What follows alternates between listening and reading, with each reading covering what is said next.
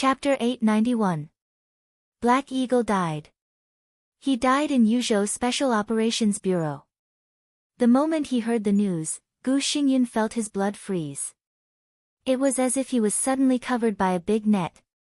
For the Southeast Group, Black Hawk's death was meaningless to them with the mixed and false confession. But for the Special Warfare Group, the death of Black Eagle meant endless trouble. Big trouble. He somehow thought of the resignation of Yuzhou Special Operations Bureau Director Drifting Cloud a few days ago. He thought that the General Staff Department would agree to hand Black Eagle over to Yuzhou Special Operations Bureau. Then Black Eagle died as soon as he entered Yuzhou Special Operations Bureau. All of this seemed like a trap. Drifting Cloud did serve as the director of Yuzhou Special Operations Bureau. But everyone knew that it was Gu Xingyun's territory. After Drifting Cloud resigned, the new director, Gu Ci, was Gu Xingyun's confidant. The entire Yuzhou Special Operations Bureau was made up of the elites of Kunlun City. From the director, the two deputy directors, the staff officer, to the middle-level officers, they were all from Kunlun City.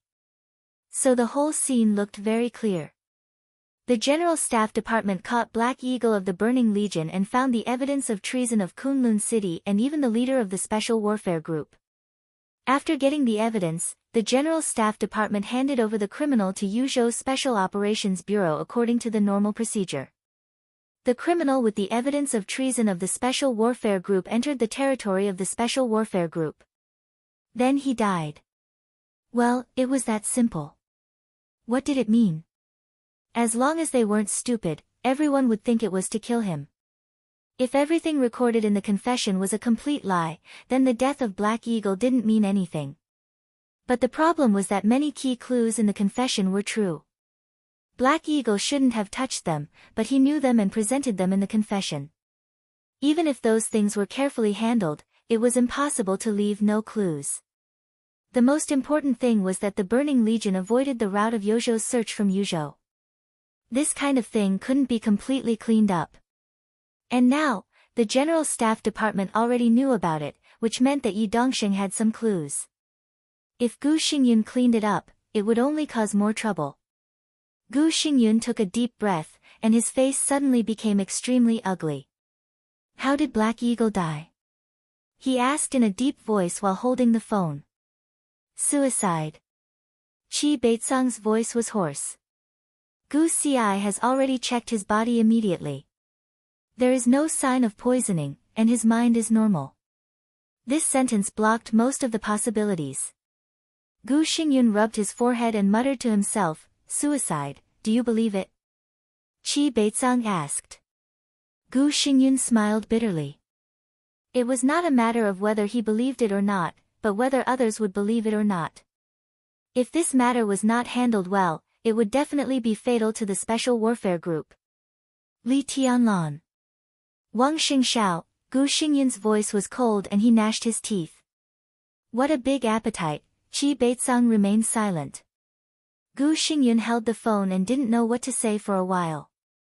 Forget about Mulin's matter for now. After an unknown period of time, Gu Xingyun said in a low voice. Qi Beizong took a deep breath on the other end of the phone. Just from this sentence alone, he had already confirmed that not everything in the confession was a false accusation. In other words, Kunlun City and the Burning Legion were really related.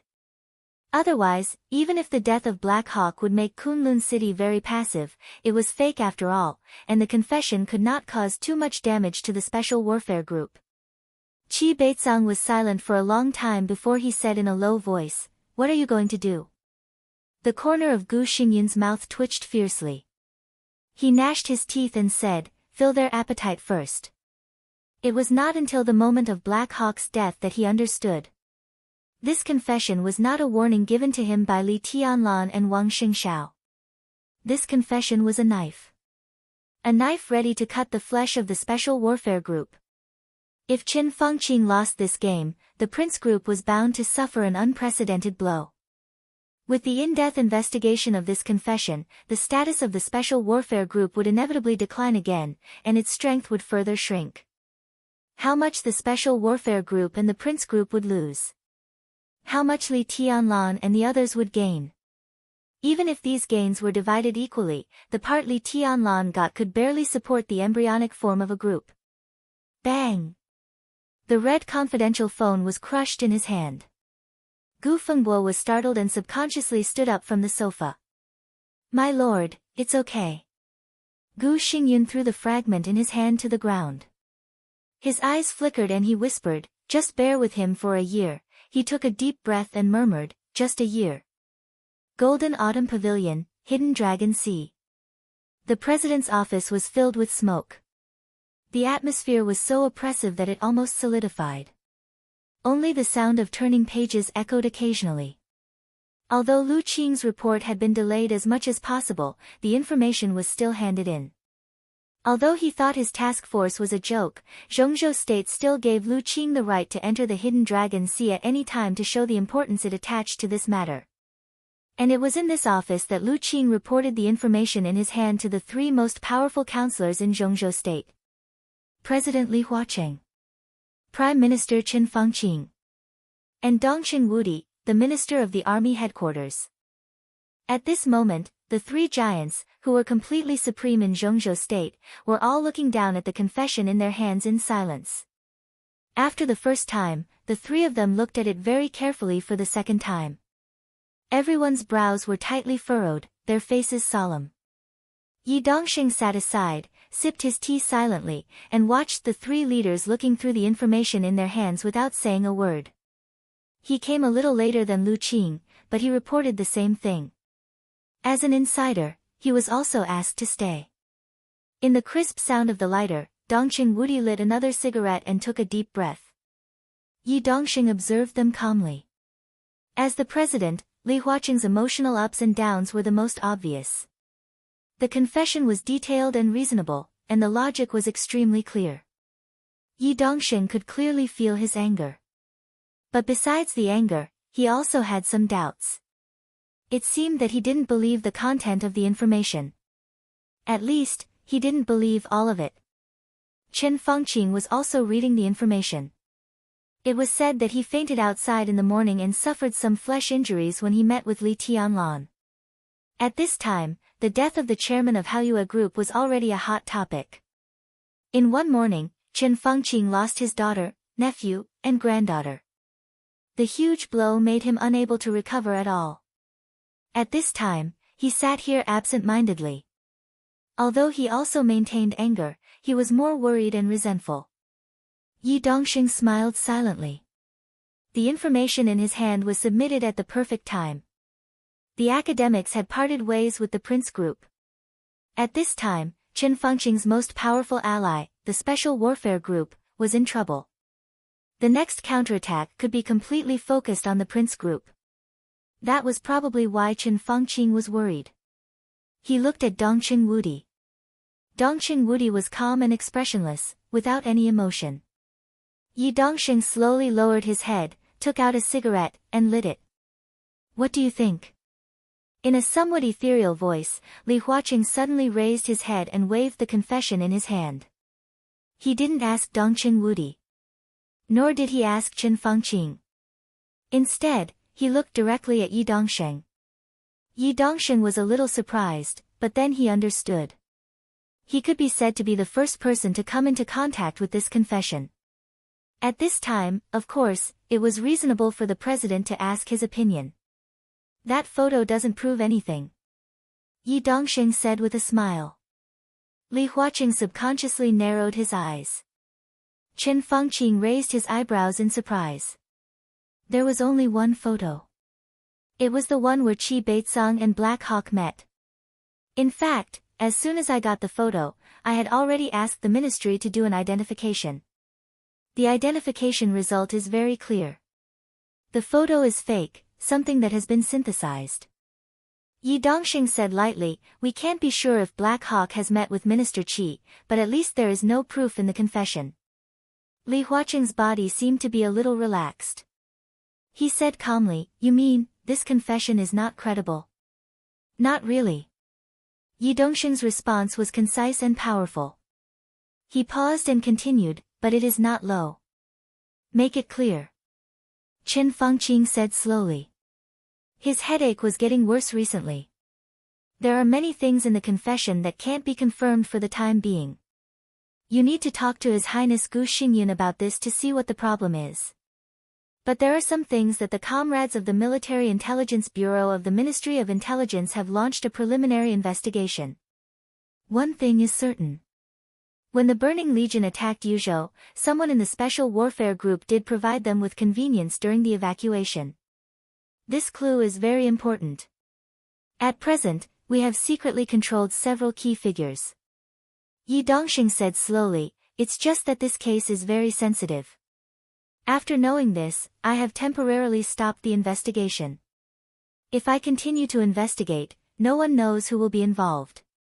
I hope the Parliament can give me enough authorization and trust, or we can pretend that we don't know that someone in the Special Warfare Group committed treason. Hearing this, not only Chen Fangqing, but also Li Huaqing had no way out. He opened his mouth and glanced at Dongqing Wudi. Dongqing Wudi's expression was calm. Pretend that we don't know. Are we going to let the vermin continue to destroy the good situation? Investigate, we must investigate. No matter who is involved, we must investigate to the end. The corner of Chen Fangqing's mouth twitched, and he did not speak. Li Huaqing's face was as calm as water. He nodded slowly and said, I agree with Minister Dongcheng. We must investigate, and we must investigate it strictly. I need the formal authorization of the Parliament. Yi Dongxing said, without looking at Chen Fangqing. Li Huaqing nodded and gestured to Dongqing Wudi. Okay. Dongqing Wudi said slowly, from now on, a special task force will be set up to investigate the problems of the Special Warfare Group. I will be the team leader, and you will be the standing director. You can mobilize the personnel of the Military Intelligence Bureau, the Ministry of Security, the Police Department, various troops, and the Special Operations Bureau everywhere to join the task force. My only requirement is to be fast. We must find out the vermin in the Special Warfare Group as soon as possible. I understand. Yi Dongxing nodded and glanced at Chen Fangqing. His eyes were full of meaning. Chen Fangqing took a deep breath and rubbed his head, which seemed to be splitting, with a gloomy face. He knew very well. If his daughter's death was just the revenge of Emperor Dong's palace and the Wang family of Beihai against him, then the information in front of him was the beginning of the official counterattack of the Southeast Group and the Giant Group. He had no way out. Chapter 892. Zhongzhou State. Even in the entire Dark World, Sai City could be said to be the most special one among all the forces with Invincible Realm experts. The Wang family of Beihai didn't need to say more. The Li family was also prosperous before it collapsed. After the breakthrough of Nirvana Sword Master Wei Kunlun, Mount Shu had been making continuous moves in the past 2 years and had a stronger and stronger ruling power in the southwest of Zhongzhou State. What was the Invincible Realm? Whether it was the peak of the Invincible Realm or the ordinary Invincible Realm, there was no difference in the eyes of most people in the Dark World. This realm originally represented the peak of the Dark World and the peak of personal strength. Mysterious, majestic, and irresistible. Therefore, every Invincible Realm expert would have his own sphere of influence, his own development foundation, his own right to speak, and a transcendent status that could match his realm. Sai City could be said to be Situ Tsangyue's sphere of influence. But she had almost never developed any force. As for the right to speak, Situ Tsangyue had never expressed any opinion on anything inside Zhongzhou State. The status of the hidden god of Zhongzhou State was indeed transcendent, but most of the time, Situ Tsangyue was transcendent as if she didn't exist. She would only show up occasionally when Zhongzhou State asked her to do something. Over time, most people in Zhongzhou State seemed to have forgotten Sai City. And Sai City also forgot Zhongzhou State. After tribulation broke through, Sai City already had 2 Invincible Realm experts. In terms of high-end strength, Sai City was the second force in Zhongzhou State, second only to the Wang family of Beihai. But even so, Sai City had not developed much in the past few years. This famous city of assassins in the dark world had always maintained an absolutely aloof and indifferent attitude, as if it had no interest in the outside world. So compared with the forces with invincible realm experts, Sai City was the smallest even compared with the large forces in Zhongzhou State. It was far less than Mount Shu. It was far less than Jade Pool. Even Azura Path, which had been suppressed by Sai City these years, had a lot more people than Sai City. There were less than 800 combatants. Cooks, logistics, the families of a few combatants, there were less than 2,000 people in total. This was also the number of permanent residents in Sai City. With less than 800 combatants, it was even less than some medium-sized martial arts forces. Because of this, when the army of Snow Country made abnormal moves on the other side of Mount Taibai, Sijutsangyue had to return to Sai City from Yuzhou and keep an eye on the situation of Snow Country. The anomaly at the border had started on the day of the lockdown, and it had been more than 24 hours since then. Snow Country mobilized 2 border legions and slowly approached Sai City. There were about 20,000 soldiers in each of the 2 legions. Immediately, some organizations in the Snow Country Special Warfare System began to join the army. So far, Sai City had not collected detailed relevant information, so it could only guard the border of Mount Taibai. The wind was biting cold. The icy wind blew the snow on Mount Taibai. Snow fluttered in the air, and the world was a blur. Sijutsangyue stood expressionlessly on a hillside, gazing at the Snow Empire military camp in the distance. This was the most typical mountainous environment. The terrain was steep and complex, and the undulating peaks were covered with snow. The harsh terrain formed the border between the 2 countries. Most of the time, the border between the 2 countries did not even need to be guarded by soldiers. This terrain also meant that even if there was a war between Zhongzhou State and Snow Country, it was unlikely that there would be a large-scale battle between soldiers in this area. The snow, the peaks, and the rugged mountain roads were enough to make most infantry powerless. If this place became a battlefield, the most likely outcome would be firepower coverage or airdrop tactics. Sijutsangyue watched all this silently. Looking at the shining light in the distant military camp, she was silent for a long time.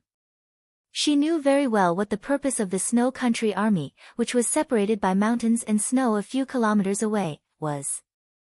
She also knew what Zhongzhou State's attitude toward this matter was. The Snow Country army on the opposite side. To put it bluntly, it was Wang Xiaoyao's force. Wang Xiaoyao was controlling the Dark World and the entire special warfare system of Snow Country step by step. In 2 years, his strength had expanded extremely rapidly. Wang Xiaoyao and Wang Qinglei were partners. Wang Qinglei and Chen Fangqing were partners. Obviously, Wang Xiaoyao wanted to use the power of Snow Country to drag her, and even the entire Sai City, here. The timing was delicate.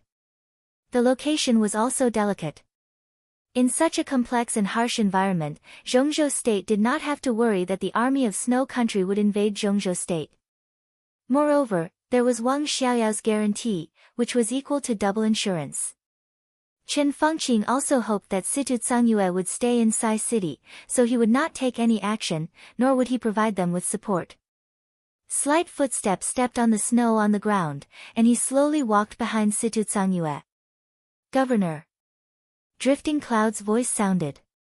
Sijutsangyue answered. "I think I understand why Minister Dongqing suggested me to resign a few days ago." Drifting Cloud glanced at the military camp in front and whispered with a smile. Sijutsangyue stared into the distance, took a deep breath, and turned to look at him. "What do you mean?" "Something happened to the Special Operations Bureau of Yuzhou, and it's big trouble. Zhongzhou State now has the news that the Special Warfare Group has committed treason. The cause of this matter is the General Staff Department. The General Staff Department caught an important figure of the Burning Legion. He confessed a lot of things, and some evidence has been found. The witness was killed when he was handed over to the Special Operations Bureau of Yuzhou." Drifting Cloud's voice was a little playful. Sijutsangyue was stunned and asked subconsciously, silencing him. "Who knows? Drifting Cloud lowered his head and whispered, "The General Staff Department should have reported this matter to Minister Dongqing in advance, so the minister asked me to resign. If there is no accident, in the next few days, the Special Operations Bureau of Yuzhou will be replaced. Gu Ci will not end well, and the entire Special Operations Bureau of Yuzhou will probably be replaced." Situ Tsangyue was silent for a while and whispered, "Do you want to go back?" Drifting Cloud, who had resigned as the director of the Special Operations Bureau of Yuzhou a few days ago, looked at her seriously. "I'm waiting for your decision." Situ Tsangyue's body stiffened for a moment. She knew very well what Drifting Cloud was talking about. He had said this so-called decision once a few years ago. This was not a decision about Drifting Cloud's position. It was a decision about the future of Sai City. His Highness Li Tianlan's return this time is bound to start a new group. Saint told you this before, and now the conditions are met. The Prince Group, the Special Warfare Group, and everything they lost can become the framework of His Highness Li Tianlan's new group. Drifting Cloud said calmly, "In this case, what role should Sai City play in the new group? Should it continue to stay in Mount Taibai, or should it have another direction?" Situ Tsangyue looked at the wind and snow in front of her.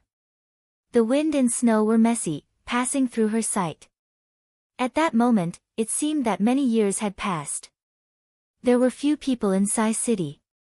But it had a super strong cohesion that most forces did not have. Situ Tsangyue was in the invincible realm. Tribulation was also in the invincible realm. Cool Breeze and Drifting Cloud were superiors of the half-step invincible realm. There were 7 superiors above the thunder-shocking realm in Sai City. There were nearly 100 assassins above the stabilization phase of the fire-flaming realm in Sai City. For today's Emperor Dong's palace, this was definitely an absolutely powerful force. It was also a force that could be digested by the current scale of Emperor Dong's palace. If Situ Tsangyue did not intend to change anything, Sai City would still be Sai City. But if Sai City wanted to change its direction and play a more important role in the new group controlled by Li Tianlan, Cool Breeze and Drifting Cloud, the other 5 thunder-shocking realm assassins of Sai City, dozens of fire-flaming realm experts, all of them could find their own positions in the new group. Situ Tsangyue lowered her head slightly and stared at the snow in front of her. The stunning sword in the 13-story building was still standing there, as if it was also staring at Situ Tsangyue. Drifting Cloud looked ahead and opened his mouth. When he was about to say something, his eyes suddenly froze. His line of sight crossed a few kilometers ahead. In the wind and snow, in front of the shining gate of the barracks, a group of about hundreds of soldiers of Snow Country roared and rushed forward for a distance. At the forefront, a tall soldier held the flag of his legion and ran for hundreds of meters. Then he inserted the flag in the snow again. In the vision of an expert a half-step to invincible realm, Drifting Cloud clearly saw that the flagrant military flag crossed the boundary monument of Zhongzhou State. The flag crossed the boundary monument in a short distance. It was even less than 1 meter. But the distance of dozens of centimeters was indeed the territory of Zhongzhou State. Drifting Cloud's face was livid, and he suddenly raised his hand. Suddenly, a dark blue electric arc lit up in the air where the snow was fluttering. The electric arc extended for hundreds of meters in the air and finally disappeared without a trace. A burst of indistinct laughter suddenly rang out. In his sight, the soldier of Snow Country holding the Legion flag gave a thumbs up to Drifting Cloud and Situ Tsangyue, and then he pointed it down fiercely. He laughed and pulled out the flag. Once again, he rushed forward for tens of meters and directly inserted the flag in the snow of Zhongzhou State. A ghastly cry and wolf howl came from afar. Situ Tsangyue looked at this scene expressionlessly. Bang! In the dull sound, a cannonball suddenly shot out from the small weapons base of Sai City, giving a warning. The soldiers of Snow Country took a step back, and then the ghastly cry and wolf howl became louder. The huge sound wave of hundreds of people successfully attracted the attention of the Snow Country barracks behind. More and more soldiers left the barracks and came over. The cannonball landed on the land 5 kilometers away from the army of Snow Country, making a loud noise. The rear of the snow country barracks instantly lit up with bright fire. Several huge cannonballs with burning tail flames crossed the sky and headed straight for Sai City. The cannonball flew in the air and finally exploded a large amount of snow at the foot of the mountain less than 1 kilometer away from Situtsangyue. Drifting Cloud could even clearly feel the violent vibration of the ground. Drifting Cloud's face was livid. He gritted his teeth and spat out a swear word after a long while, F***ck. Situtsangyue's eyes narrowed tightly. The world seemed to be tense for a moment. A cold and awe-inspiring voice rang out in the midst of the snowstorm. Scram! The voice of the invincible realm expert spread into the mountains, through the wind and snow, and directly echoed in the barracks of snow country. Situtsangyue was responded by 2 cannonballs. The artillery roared. This time, the landing point of the artillery moved forward another 200 meters. This landing point was less than 100 meters away from the real edge of Sai City. F***ck, Governor, Qing Feng and I will kill our way over. Drifting Cloud suddenly took a step forward. No matter how calm he was, he couldn't stand this kind of provocation. In the past 20 years, Sai City had indeed stood aloof from the world, but who really dared to provoke them? Drifting Cloud couldn't stand this kind of arrogance. Don't be impulsive. Situtsangyue shook her head. They just want us to rush over. Sai City is afraid of them. Drifting Cloud sneered and said, they are just clowns. How many people in snow country can be a match for Qing Feng and me? There may not be many individuals, but there is an army in front of us. Even if we can beat them back, their artillery is enough to destroy Sai City. Besides, they can withdraw from the national border at any time. If there is a dispute at that time, it is tantamount to making trouble for Tianlan. Situtsangyue said calmly, ignore them. As long as I'm still here, they won't dare to act rashly. Since Tianlan has come out, we don't need to worry about the outside world. If they want to delay, let them. Drifting Cloud looked at the barracks opposite with a cold expression and said nothing. There were more and more soldiers of snow country in front of the military flag. A large number of soldiers of snow country stood blatantly on the land of Zhengzhou state, shouting and swearing. The language of snow country was mixed with English and a few words of poor Chinese. They were laughing and joking, but the content was full of the most vicious curses. Bitch, whore, all kinds of obscenities came along with the wind and snow. Situtsangyue took a deep breath, and her expression became colder. She quietly clenched her fists. Buzz! The startling sword, which had been standing in front of Situtsangyue, suddenly trembled and made a buzz. The sound was with clear excitement and desire. Boom! Another row of cannonballs came from the barracks of snow country. The fiery red light penetrated the wind and snow. Looking at the landing point, this row of cannonballs would almost certainly fall on the edge of Sai City. Situtsangyue suddenly looked up, and her pupils contracted. Her clenched fists trembled slightly, and she raised them for a moment. Her body, which was about to make a move, suddenly stiffened, and her face changed. An extremely fierce wind suddenly appeared over Sai City. The wind blew the snow. In an instant, there was a mighty and indescribable storm between heaven and earth. The whole world seemed to be suddenly quiet in an instant. Snowflakes fluttered. The fiery red light dragged by the cannonball disappeared almost instantly. Then the cannonball with great destructive power completely disintegrated. Situtsangyue suddenly raised her head and looked ahead with an extremely solemn face. Drifting Cloud was stunned. He opened his mouth, but suddenly found that he could not make a sound. The world became extremely quiet. The world was originally quiet. The sound of the fierce wind had already disappeared. But there was an extremely heavy airflow between heaven and earth. The airflow filled the world and turned into a silent gale. The gale rolled up the flying snow and turned into a storm. The storm did not seem to move fast. Or it did not move at all. Because the moment the storm formed, it had already filled the whole world. The crazy dancing snowflakes filled the sky, filled the valley, and occupied everything in sight. The silent wind. The flying blood. They covered the sky and covered the earth as they spun.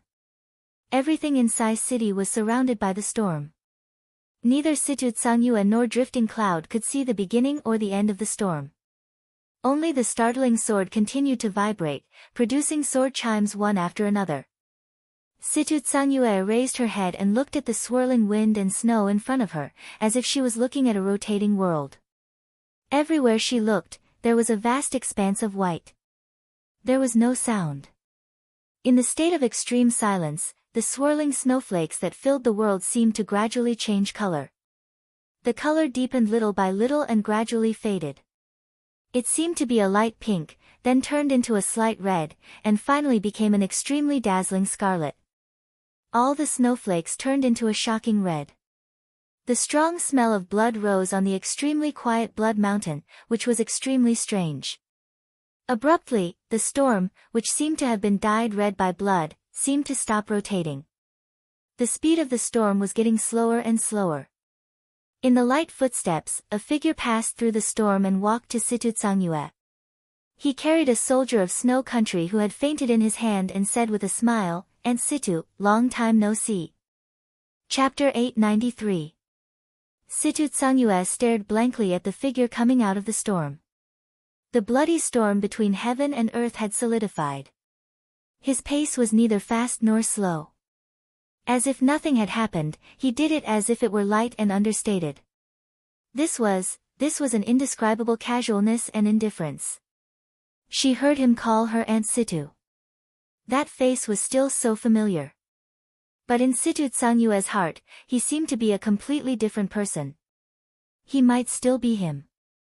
But in more than 2 years, whether it was spirit, mentality, or martial arts, he seemed to have transformed and sublimated to another level. "Tianlan," she called out subconsciously. Li Tianlan nodded and threw the soldier of Snow Country to the ground. The soldier was majestic and burly, wearing a neat military uniform. Judging from his rank, he was a general. At this time, he was lying on the ground like a dead pig, silent. Li Tianlan looked down at him and fell silent. He didn't speak. The world became dead silent in an instant. The indescribable bloody storm seemed to be slowing down. It also seemed to be accelerating.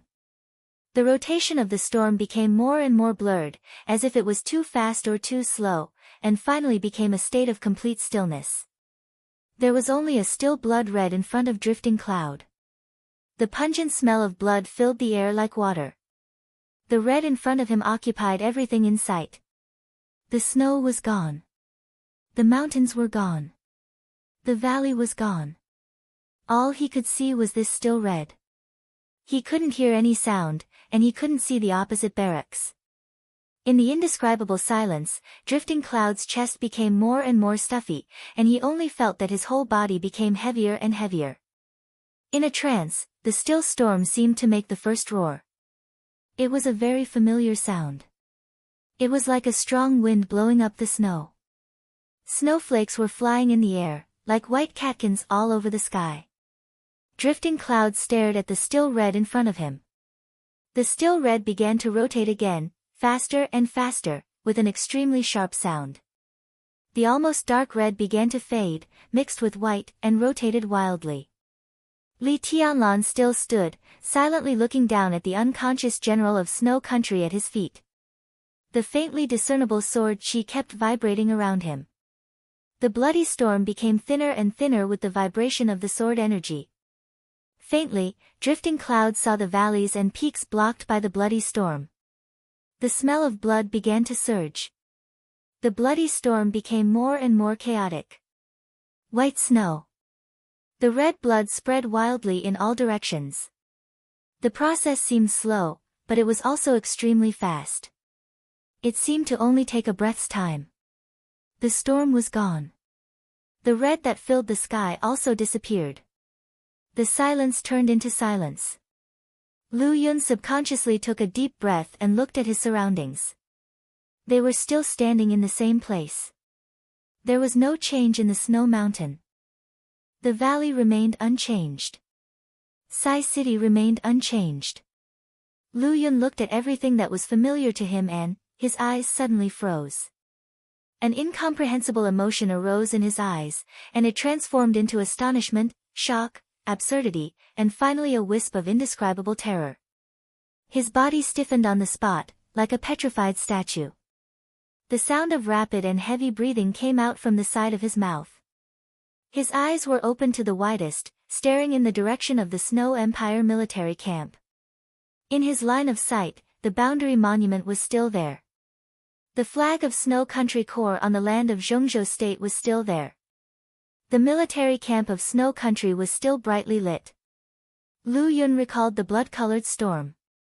He had thought that after the storm, he would see countless corpses, a large scene of suffering, and Li Tianlan's current strength. But, no, there was nothing. He didn't see the corpses or the wounded. It was quiet on Mount Taibai. Everything in sight was white snow. No corpses, no wounded, no army, no army. No army. The military camp of Snow Country was still there. But in that quiet storm, all the creatures in the Snow Empire's military camp had completely disappeared. It was as if they had never existed. Lu Yun opened his mouth, like a dying fish. All this was beyond his imagination, even if he was a superior a half-step to invincible realm. A subtle sound rang in the valley. In an instant, the sword energy that seemed to cover the world began to gather toward Li Tianlan. Li Tianlan, who had been quiet, moved and breathed out softly. Situ Tsangyue took a deep look at Li Tianlan.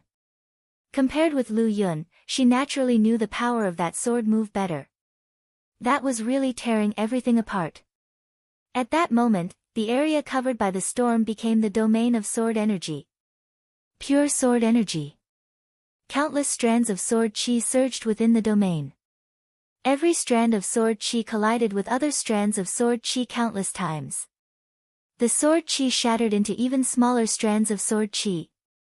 The vast sword energy completely tore the corpses of the soldiers of Snow Country, leaving no trace of their existence. No, there might still be traces, but all the blood had been covered by snow. There were 2 legions and several elites of Snow Country from the Special Warfare Agency. This kind of sword energy, as far as Situ Tsangyue knew, there seemed to be only one person who could do it. Wang Tianzong. It was Wang Tianzong before Eastern Europe. This was the power that faintly surpassed the peak of the invincible realm. But she was an invincible realm superior and could roughly feel Li Tianlan's state.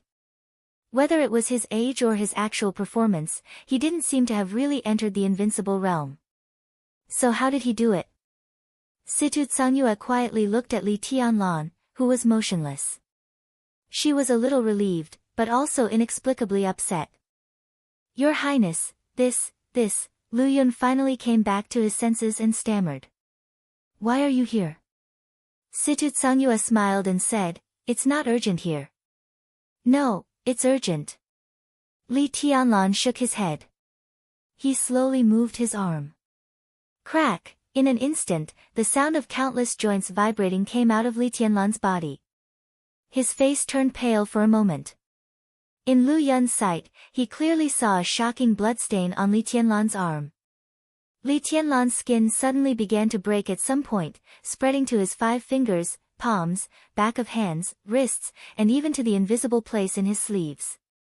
One of his arms was like broken glass, densely packed and full of cracks for a while.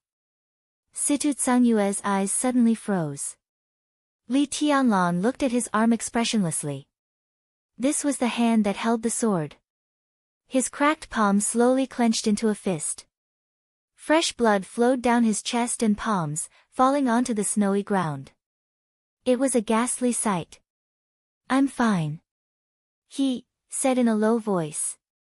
Situ Tsangyue did not speak. She stared at his palm, and her eyes trembled slightly. The blood dripping quickly became less and less.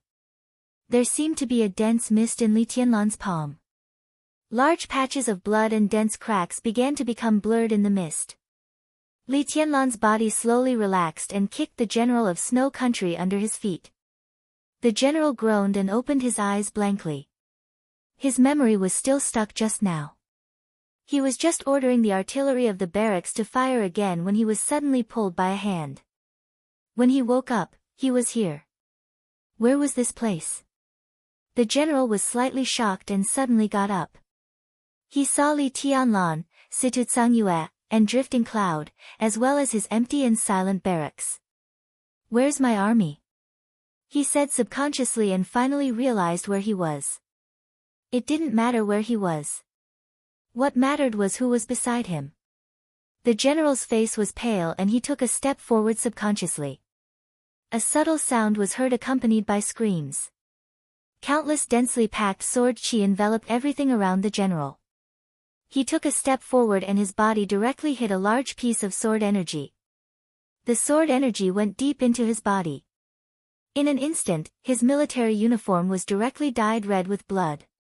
The general howled wildly, and his eyes were filled with pain and fear. Name. Li Tianlan lowered his head and looked at him condescendingly. Takov, no, the general answered in a trembling voice. Countless sword energy went deep into his body and did not seem to disappear at all.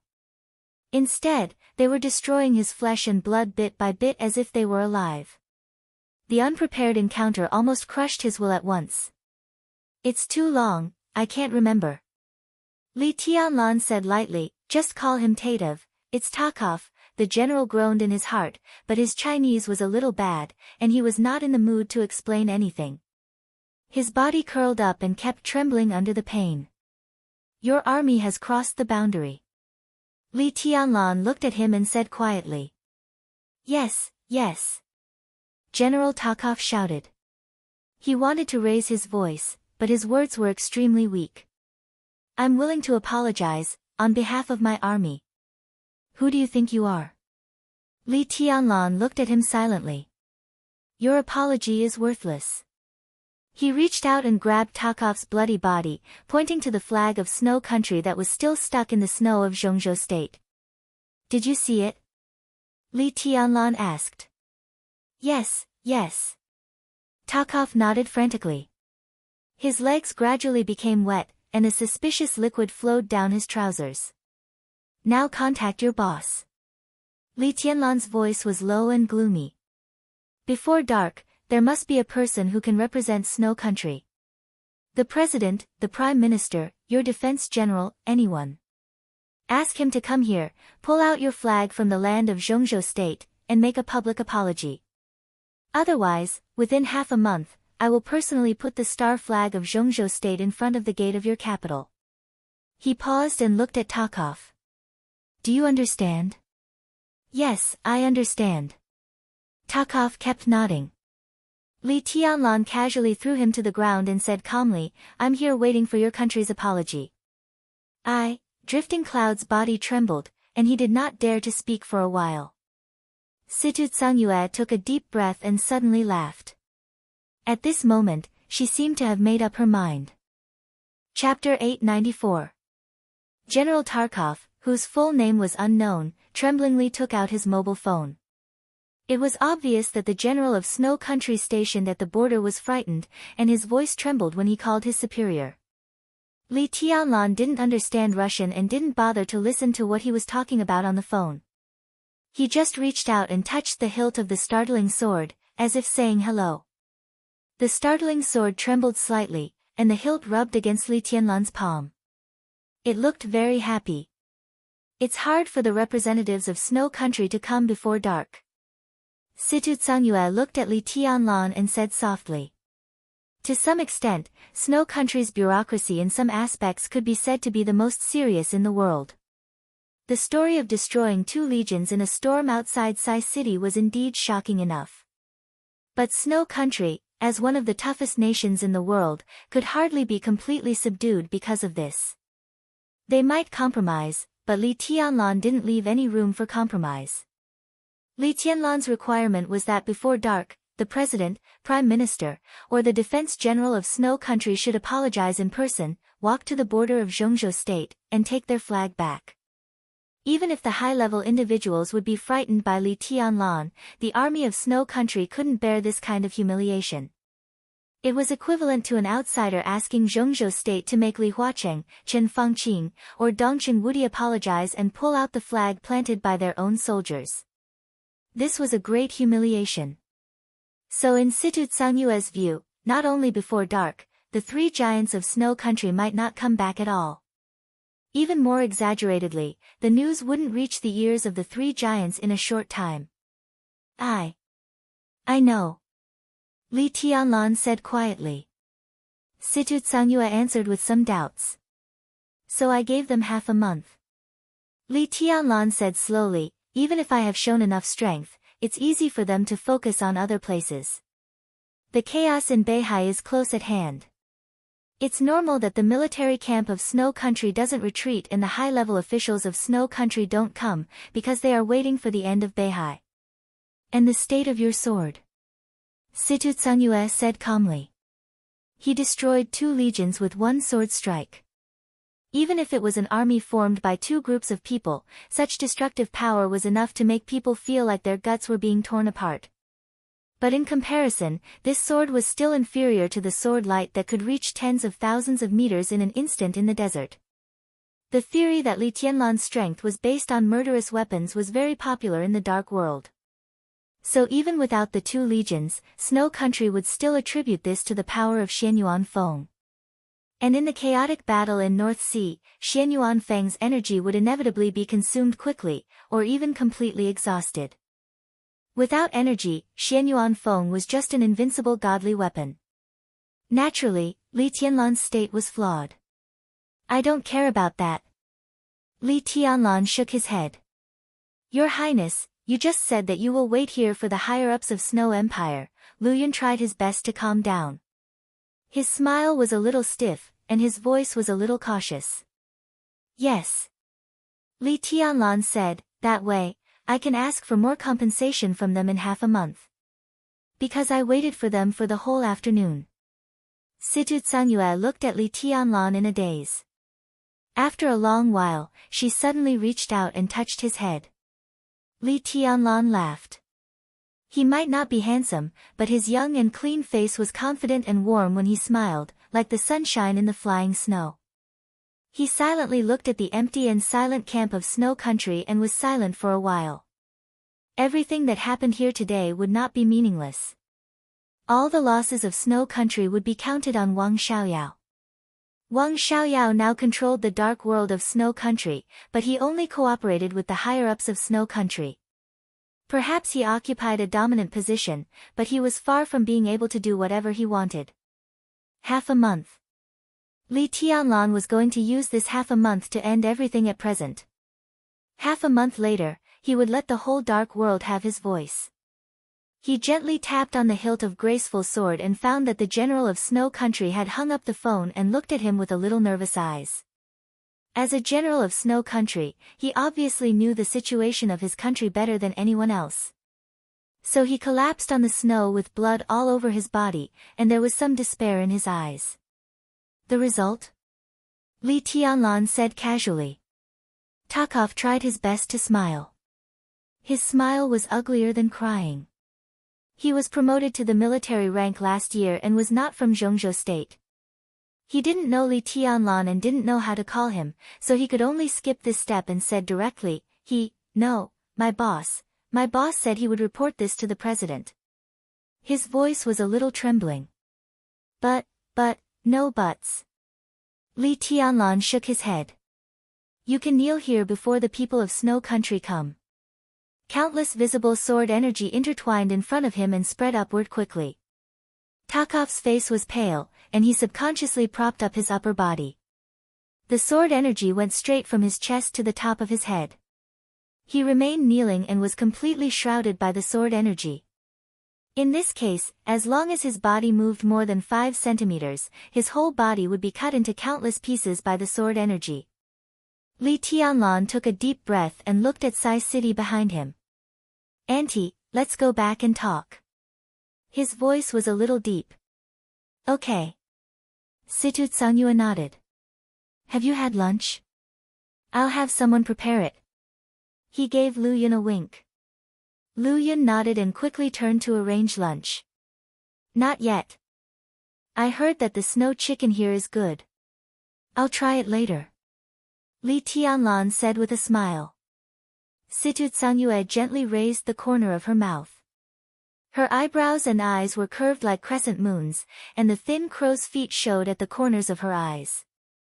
She was extremely beautiful and kind. It's a little late. I'll cook for you next time. Okay. Li Tianlan smiled but did not move. Situ Tsangyue finally realized something. Her expression was a little dignified. Now I'm fine. Li Tianlan said softly.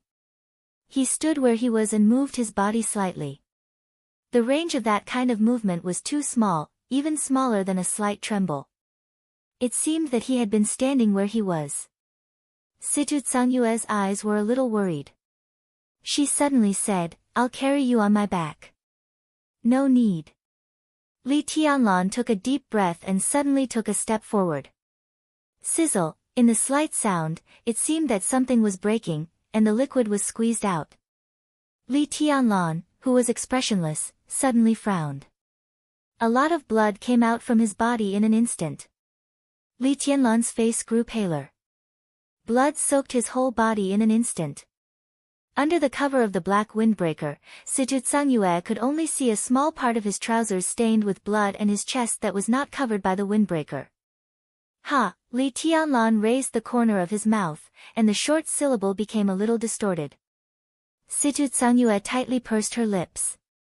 After a while, she said hoarsely, Your body is too fragile. This is the price of invincibility. Li Tianlan whispered. It seemed that because of the pain, his voice was a little gloomy. But it's not unbearable. He slowly stepped forward. The blood became more and more as he moved. Li Tianlan left a very obvious bloodstain on the road he walked. And for me, such a price is not unbearable. There was no way for him to enter the invincible realm at this age. He could only take another path. Unorthodox way. Unorthodox way.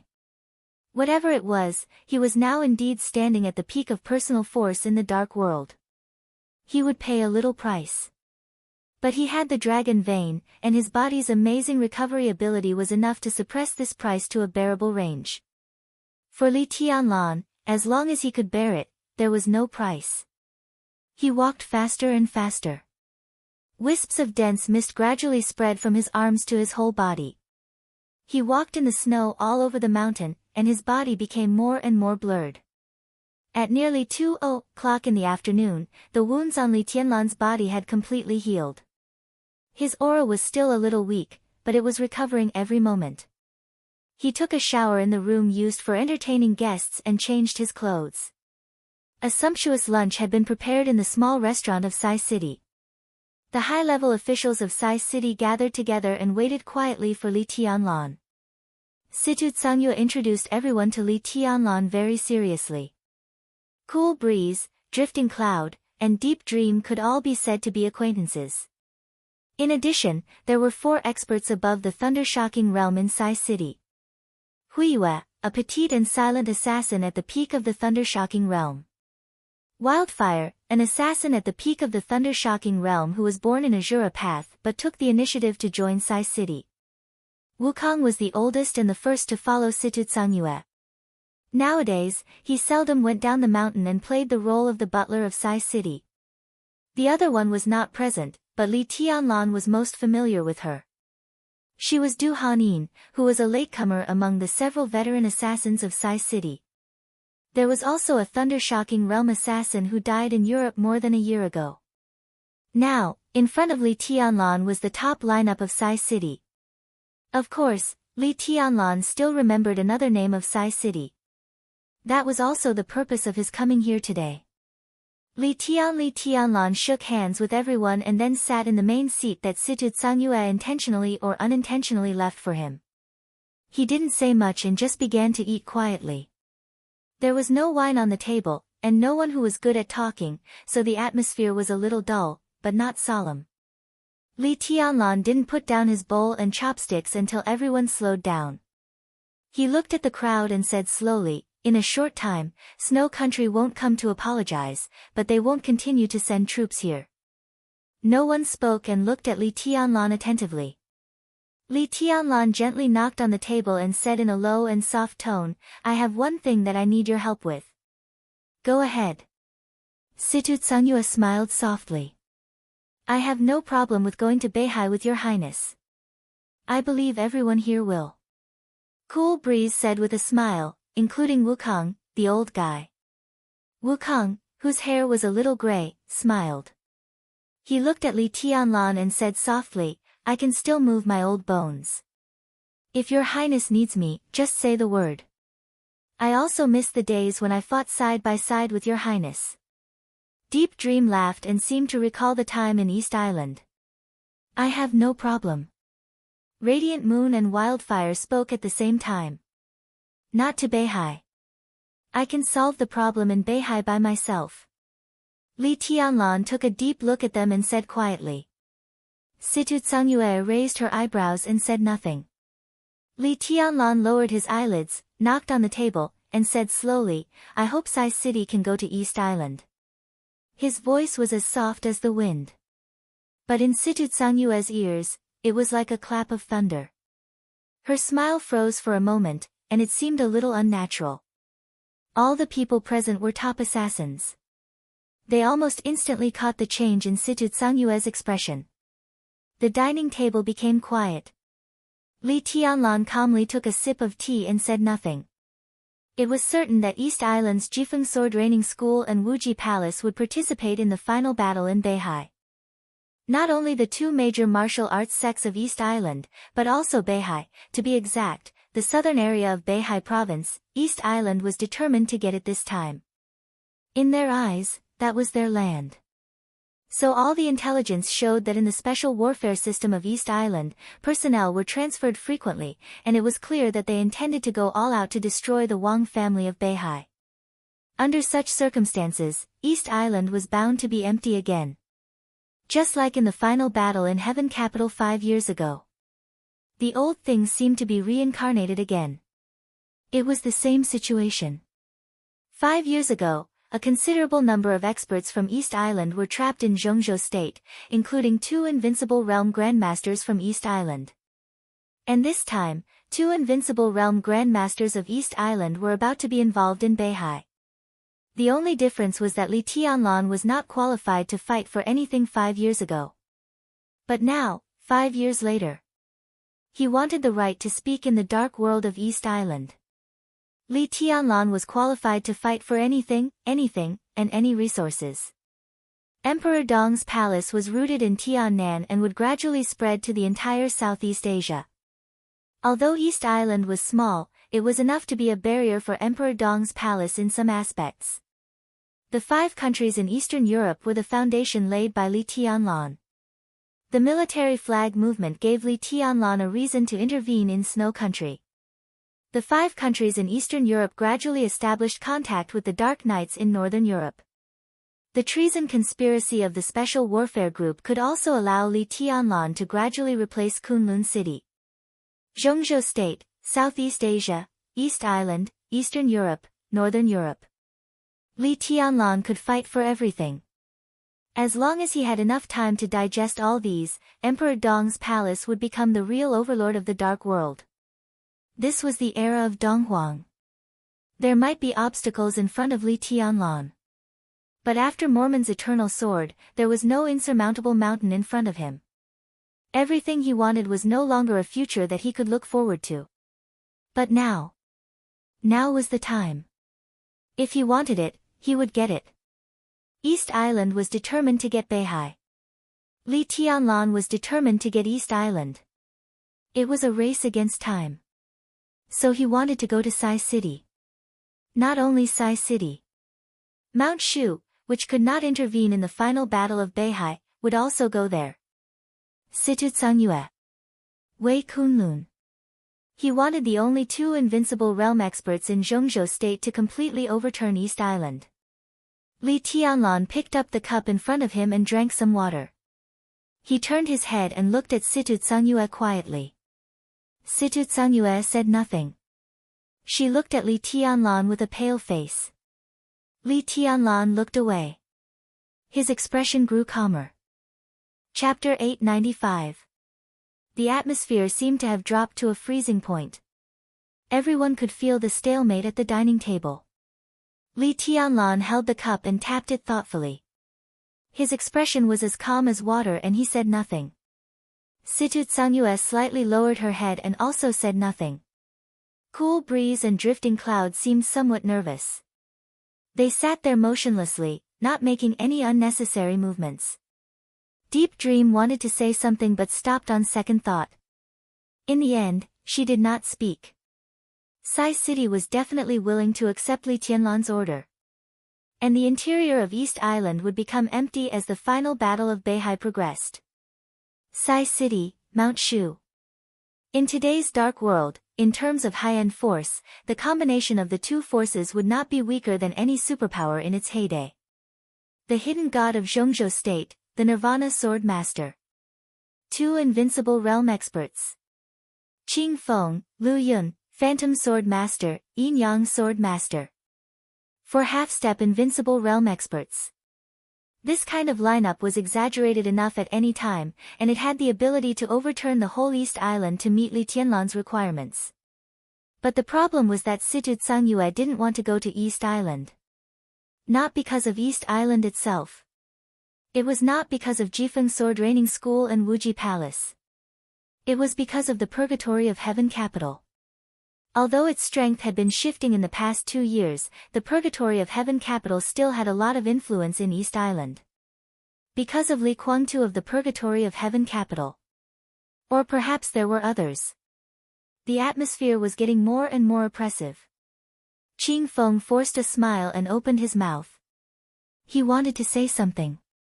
Li Tianlan glanced at him. His eyes were calm, and could even be said to be clear. However, Qing Feng suddenly lost the courage to speak and lowered his head in silence. He understood Li Tianlan's eyes. So calm, so determined.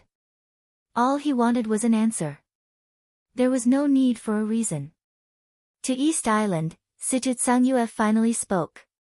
Her face was a little pale, and her smile was a little forced, but her voice was still gentle. How far do you want to go? Li Tianlan tapped the glass in his hand with his fingers. Quiet and indifferent. Those who obey me shall prosper, those who oppose me shall perish. With a calm voice, he gave his answer. An answer that left no room for discussion. Situ Tsangyue's body shook slightly and she said in a low voice, including, nothing. Li Tianlan interrupted her and said softly, I just want what I want, that's all. That was all. Nothing was included, which meant that everything was included. What he wanted was East Island. So everything in East Island was no different to Li Tianlan. Wuji Palace, Jifeng Sword Training School, Purgatory of Heaven capital, all the dark forces. Those who obey me will prosper, those who oppose me will perish. Situ Tsangyue suddenly stood up. She glanced at Li Tianlan. Li Tianlan looked up at her, his eyes clear and soft. Come with me. Situ Tsangyue suddenly said and walked out of the restaurant. She walked quietly in front, down the stairs, and out the door. In front of him was still the same unchanging snowstorm, vast and boundless. Situ Tsangyue walked quietly. She was in a trance. Li Tianlan followed her, silent and indifferent. The wind and snow fluttered the black cloak he was wearing, and the long hem of the cloak floated gently in the wind and snow. The complicated and dense golden patterns on the cloak formed mysterious patterns one after another in the transformation of the cloak. Li Tianlan stood straight, exuding an extremely sharp majesty. What if I refuse? Situ Tsangyue suddenly whispered. Li Tianlan didn't seem surprised. He just nodded and said, I can understand. What if I refuse? Situ Tsangyue asked again, in a faint tone. Then Mount Shu will go by itself, and Saint will lead the team. Li Tianlan said. Situ Tsangyue smiled and kept walking. She repeated again, what if I refuse? Li Tianlan was silent for a while, chuckled, and repeated his first answer. I can understand. He said. Those who obey me will prosper, and those who oppose me will perish. Situ Tsangyue laughed. How could it be? Li Tianlan couldn't help laughing. I respect your choice. If Sai City refuses, I will go down the mountain. No one will perish. Sai City will always be a friend of Emperor Dong's palace. You are not included. He couldn't forget what Sai City had done for him, so he really understood. He didn't mind Situ Tsangyue refusing his request, but he would regret it. If he left Sai City today and returned without accomplishing anything, then it seemed that Sai City was destined to go on a completely different path from Emperor Dong's palace. They are not included. Situ Tsangyue's voice was low. Li Tianlan looked at Situ Tsangyue with a smile and said softly, Really? Isn't it? Situ Tsangyue looked at Li Tianlan with sharp eyes. Li Tianlan was silent for a while and said lightly, I haven't thought about this, and it's not what I should think about. Before my grandfather died, he handed the Li family to me.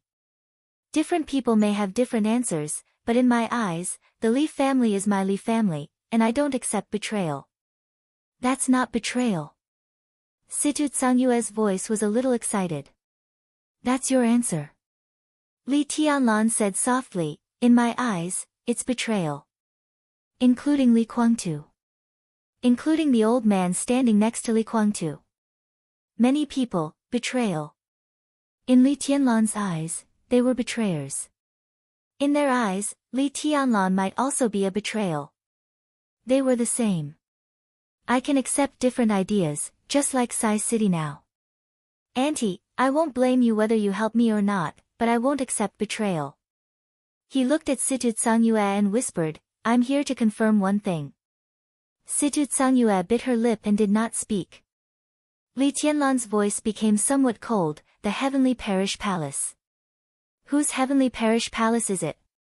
Many years ago, after the collapse of the Li family, Li Honghe gave up everything on the surface. It had gathered most of the Li family's power and allowed the Li family to complete nirvana after a long period of dormancy. Countless elders of the Li family left the cage of the Li family, left Zhongzhou state, and formed a new organization. That was the prototype of the Purgatory of Heaven capital. In other words, it was the new Li family. It was the Purgatory of Heaven capital that Li Honghe planned to leave to Li Tianlan, and the brand new Li family that Li Tianlan planned to leave to Li Tianlan. Senluo Hall, Long Life Hall, and Athanasi Hall became the main combat forces of the Purgatory of Heaven capital. They were also the powerful armed forces of the Purgatory of Heaven capital to deter all forces. But this was not the complete Purgatory of Heaven capital. The complete Purgatory of Heaven capital had 5 departments. Limitless, Longevity, Undying, Heaven's Net, Heaven's Fall. Tian Luo was in charge of intelligence. Meteorite was a knife hidden in the dark. A killing knife. This saber also had another name, Sai City of Zhongzhou State. Sai City had always been the most important department of the Purgatory of Heaven capital and the Li family. Li Tianlan thought that the Li family was his own. But Heavenly Fall, was it his Heavenly Fall or Li Kuangtu's Heavenly Fall? In the wind and snow, Situ Tsangyue's face became paler. Li Tianlan's question left her with no room to avoid it. Sai City could be a pure Sai City.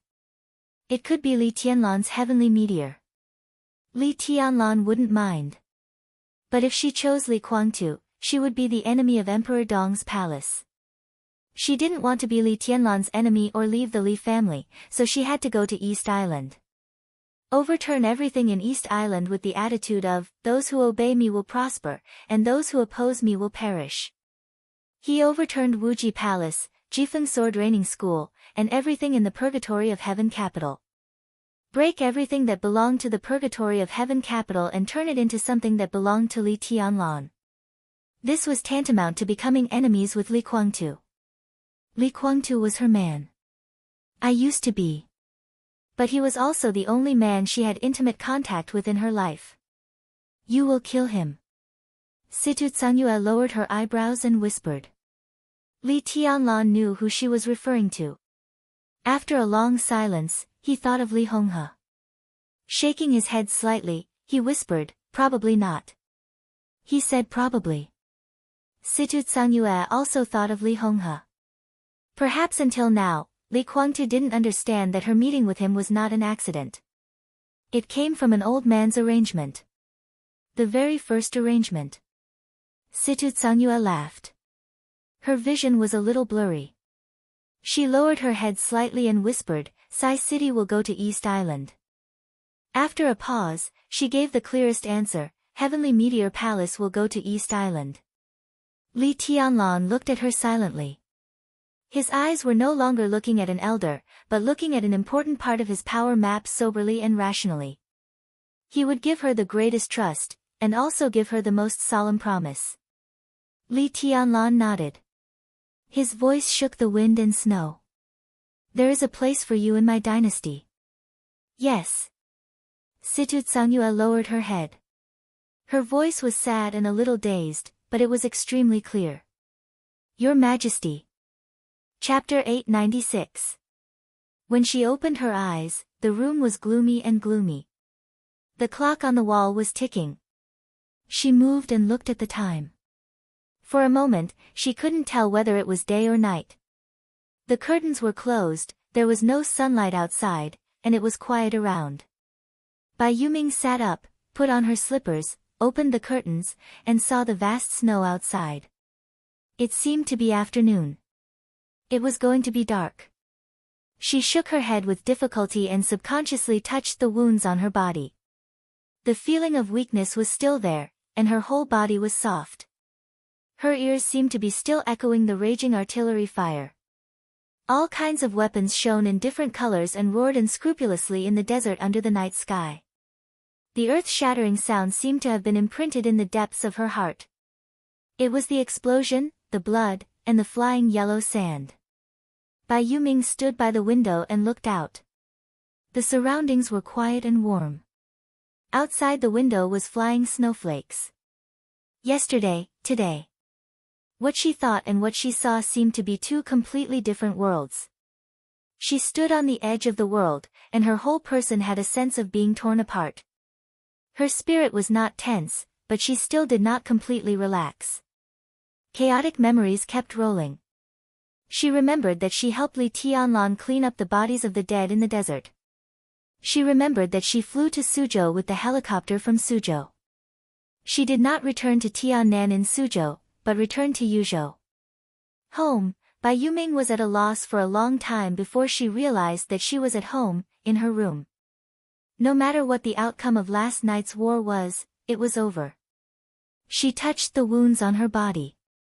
Countless wounds, big and small, had healed and formed scabs. The Dongqing clan and the Bai family naturally had a way to remove scars. Her injury was not too serious, and there was no serious problem on the surface of her body. The internal injury still needed to rest for a period of time. The main thing was the weakness brought by mental exhaustion and severe exhaustion, which made her weak. There was also the sequela brought by the Taoist madness. The Taoist madness, she thought of Azura Path. She thought of her commander. Her knife pierced into his chest. They said goodbye. Said goodbye, Bai Yuming was silent for a long time. It was hard for her to describe her psychological feelings. It was a little low, but not heart-wrenching. She was muddle-headed. That knife seemed to have merged with every picture of the desert war. Perhaps it was a little special, but they were indeed fused together. Bai Yuming grabbed her hair. She had liked him before. In the past, she shook her head again and drank the recovery potion on the bedside table. She changed out of her pajamas and put on some loose clothes before walking out of her room. A burst of hearty laughter came from downstairs. It sounded familiar. Bai Yuming stood on the railing of the corridor and looked down, slightly stunned. On the sofa in the living room downstairs, a man in his 30s was watching. The calm and composed man sat there, talking happily with his grandfather Bai Zhanfang. Although he was a junior, he showed no fear and trepidation in the face of the most senior counselor in Zhongzhou state. His every move was free and easy, and his momentum was magnificent. Bai Zhanfang sat opposite him with a smile. His face was ruddy and he seemed to be in a good mood. Bai Yuming blinked her eyes and forced herself to wake up from her muddle-headed state. She adjusted her mood and chuckled, "Brother-in-law, long time no see. What a rare guest. I thought the speaker had forgotten where the Bai family is." Bai Zhanfang raised his head and glanced at his granddaughter, smiling without saying a word. Opposite him, Zhou Yuanshan, who was now the speaker of Jiangxia, raised his head and glared at Bai Yuming. He scolded with a smile, "How dare you call me brother-in-law? Every time you open your mouth, you call me brother-in-law. I think you've forgotten about me, your brother. I am 1 year older than Qiuqi. Qiuqi has always called me sister. It's right to call you brother-in-law." Bai Yuming raised the corner of her mouth and sped up her pace to go downstairs. Zhou Yuanshan shook his head, not knowing whether to laugh or cry. In this generation of the 3 pillars of the giant group, he, Bai Yuming, and Dongqing Qiuqi were close in age. They could be said to be childhood friends. He was 4 years older than Dongqing Qiuqi, and Bai Yuming was 1 year older than Dongqing Qiuqi.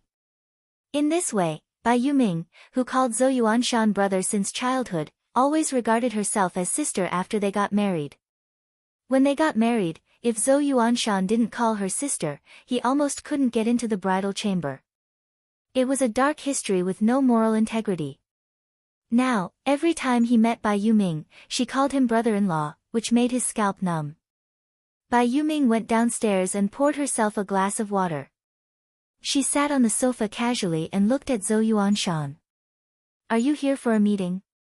3 months at the political college. Zhou Yuanshan smiled. It was an exception for him to serve as the speaker of Jiangxia. Letting Dongqing Qiuqi serve as the governor of Jiangxia was the first in history. The speaker and the governor of a province were husband and wife. This was not only unprecedented, but also unprecedented. Dongqing Qiuqi received the admission notice from the political college soon after she took office. Now she had just returned to Jiangxia. With the gradual improvement of the situation, especially the stability of Jiangxia, Zhou Yuanshan naturally couldn't avoid this process. Political college, tut, advanced course. Is the speaker going to become a member of parliament? Bai Yuming smiled. Zhou Yuanshan picked up a pillow and threw it at her. Bai Yuming took the pillow and held it in her arms. "You are more optimistic than me." Zhou Yuanshan shook his head. Training course. The study in the political college was generally divided into advanced course and training course. Entering the advanced course basically meant that the officials were going to be promoted or had been promoted, and the latter meant to recharge. Of course, in some special periods, there would be other good or bad interpretations. Zhou Yuanshan's qualifications were indeed shallow when compared with the position of governor, especially the speaker. The training course at the level of governor was barely gilded. "Oh," Bai Yuming answered, holding the pillow and saying nothing. She forced herself to behave normally, but she was extremely tired both mentally and mentally. Sitting on the sofa, her eyes were a little dull. She found that she hadn't slept enough. Didn't have a good rest? Bai Zhanfang glanced at her and asked with a smile. "It's mainly because I'm not used to it." Bai Yuming shook her head silently. "From the battlefield to home, I still need to take a rest. Is the injury serious?" Zhou Yuanshan asked. "The injury is not serious, but I feel very tired." Bai Yuming shook her head. "Tired?" Bai Zhanfang and Zhou Yuanshan fell silent at the same time. More than 1,000 victims in Emperor Dong's palace. And Yang Shaoxiong, who died in the hands of Bai Yuming. These were all reasons that made Bai Yuming feel tired. Zhou Yuanshan thought for a moment and smiled reluctantly. "Qiuqi should be on the plane now. I arranged for the secretary to pick her up. After dinner, let her talk with you. Maybe you will feel better." Bai Yuming blinked her eyes, showed a smile, and said yes. She and Dongqing Qiuqi hadn't seen each other for a while. Bai Zhanfang frowned. "If you really feel tired, take a break for a while." He said softly, "Don't go to Tiannan during this time. Stay at home with me. Well, Tianlan will come in the evening. You tell him. Tianlan is coming. Bai Yuming was a little surprised. Family dinner. Everyone will come. Your grandpa Dongcheng will also come. Bai Zhanfang chuckled. What happened? Looking at her grandpa's glowing face, Bai Yuming was a little expectant. Good news. Bai Zhanfang couldn't hide his smile. It's all good news. The door of the villa was pushed open. A graceful and beautiful figure walked into the villa. Before seeing Bai Zhanfang, she had already laughed cheerfully. Dad, I'm back. She took off her coat and walked into the living room. Zhou Yuanshan had already stood up at the first time and called her mom. Bai Qingxian smiled and waved her hand to let Zhou Yuanshan sit down. She sat next to Bai Yuming, reached out to touch her head, and asked softly, How is your injury? Bai Yuming held a pillow, slowly leaned against Bai Qingxian's arms, and shook her head. Bai Qingxian quietly held her niece and didn't speak for a while. What do you want to eat tonight? It's time to prepare dinner. Bai Zhanfang asked. Bai Qingxian smiled. At this moment, her whole body seemed to be shining with a kind of soft brilliance. I just talked to Tianlan on the phone. It's snowing, and he wants to eat hot pot. Bai Zhanfang smiled and nodded. Yes, it's warm. Bai Qingxian nodded. Tianlan said he had something to discuss with me. What is it? Bai Zhanfang was a little stunned. I don't know. Bai Qingxian smiled softly. But no matter what it is, her voice paused for a moment before she continued, I agree. Chapter 897. At 5:00 in the afternoon. In Yuzhou, in front of a luxury jewelry counter in the Oriental Mall, Qin Weibai gently turned her white and soft wrist. Looking at the green jade bracelet on her wrist, she chuckled and said, Does it look good? It's very beautiful, ma-am. This jade rabbit matches your temperament perfectly. It suits you very well. I have to say, your taste, the professionally trained shopping guide praised sincerely. But before she finished speaking, Qin Weibai interrupted her with a smile, This is a gift I prepared for the elders. The shopping guide's smile stiffened and she wanted to smooth things over awkwardly. Qin Weibai had already turned to look at Horsewoman beside her. What do you think? Boss, we have more than 25% of the Posey family's shares. Horsewoman helped Qin Weibai hold her coat with one hand and a small gift bag in the other. Her expression was meticulous. The Posey family was a famous family in Europe. To be exact, they were the first jeweler in Europe. If Qin Weibai needed jewelry, she could ask them to customize it. It's too late to prepare. Qin Weibai shook her head, took off the bracelet on her hand, and whispered with a smile, It's just a token of my appreciation for our first formal meeting. You don't need to be too deliberate. She nodded to the shopping guide. Wrap it up. Horsewoman immediately handed a bank card without a password to the shopping guide. The exquisite bag in her hand had already been filled with many small gifts. They were indeed small gifts. At least, they were not big. For example, there were scarves, watches, jewelry, and about a dozen pieces scattered around. They were the trophies they had obtained during the afternoon shopping. The shopping guide took the bank card with both hands and trotted to pay the bill. Qin Weibai looked down at the jewelry in the counter casually. She blinked her eyes, thinking about what she seemed to have overlooked. Horsewoman held the gift and looked at the relaxed and quiet boss. She could not help but have a strange feeling in her heart. In her impression, this was not the style of the boss at all. She wore a white close-fitting cardigan, black tight straight pants, and high heels. The light-colored coat had been handed over to Horsewoman. Her always simple and light dressing style fully displayed her tall and slender figure. Qin Weibai's figure was not an exaggerated S-shape, but a kind of softness and delicacy that made people feel very comfortable at first sight. The more comfortable it was, the more it became. For some unknown reason, she wore a mask when she went out, covering half of her face. However, her cold and elegant temperament and dreamy bright eyes still attracted countless stunned gazes. Languid, leisurely, gentle, elegant, with a hint of reserved arrogance. She looked carefree and charming. This was a standard state similar to that of a rich lady. But it was not the state that the knight remembered. In her mind, her boss was like a statue of a god. She stood tall, strict, sharp, intelligent, and cold.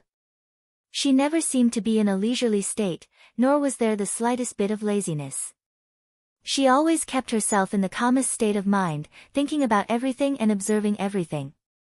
She was like a statue of a god that could not be desecrated, but also like a god that could control everything.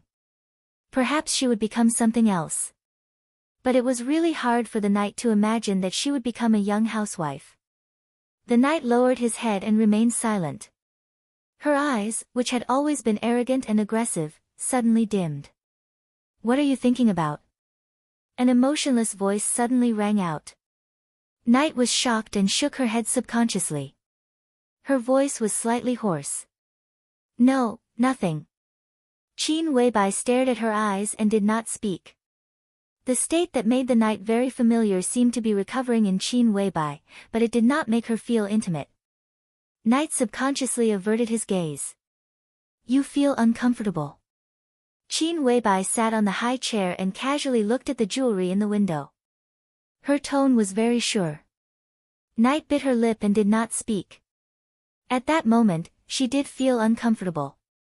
Very, very uncomfortable. "Speak." Qin Weibai said. "I want to go back to Switzerland." Knight hesitated and said in a low voice. Qin Weibai was silent. She thought for a moment and said lightly, "You are very dissatisfied with me." Knight hesitated and shook his head. He tried to choose his words, trying not to say some words that might irritate Qin Weibai. He said softly, "I just feel that the current situation is not easy to come by. Such a situation is not for us to enjoy life. We can do more." Everything the palace master did was to make Emperor Dong's palace really rise. Now the rising state of Emperor Dong's palace was unstoppable. 2 years. After a period of silence, Li Tianlan had a real invincible momentum. What happened in Sai City today had spread throughout the dark world in the shortest time.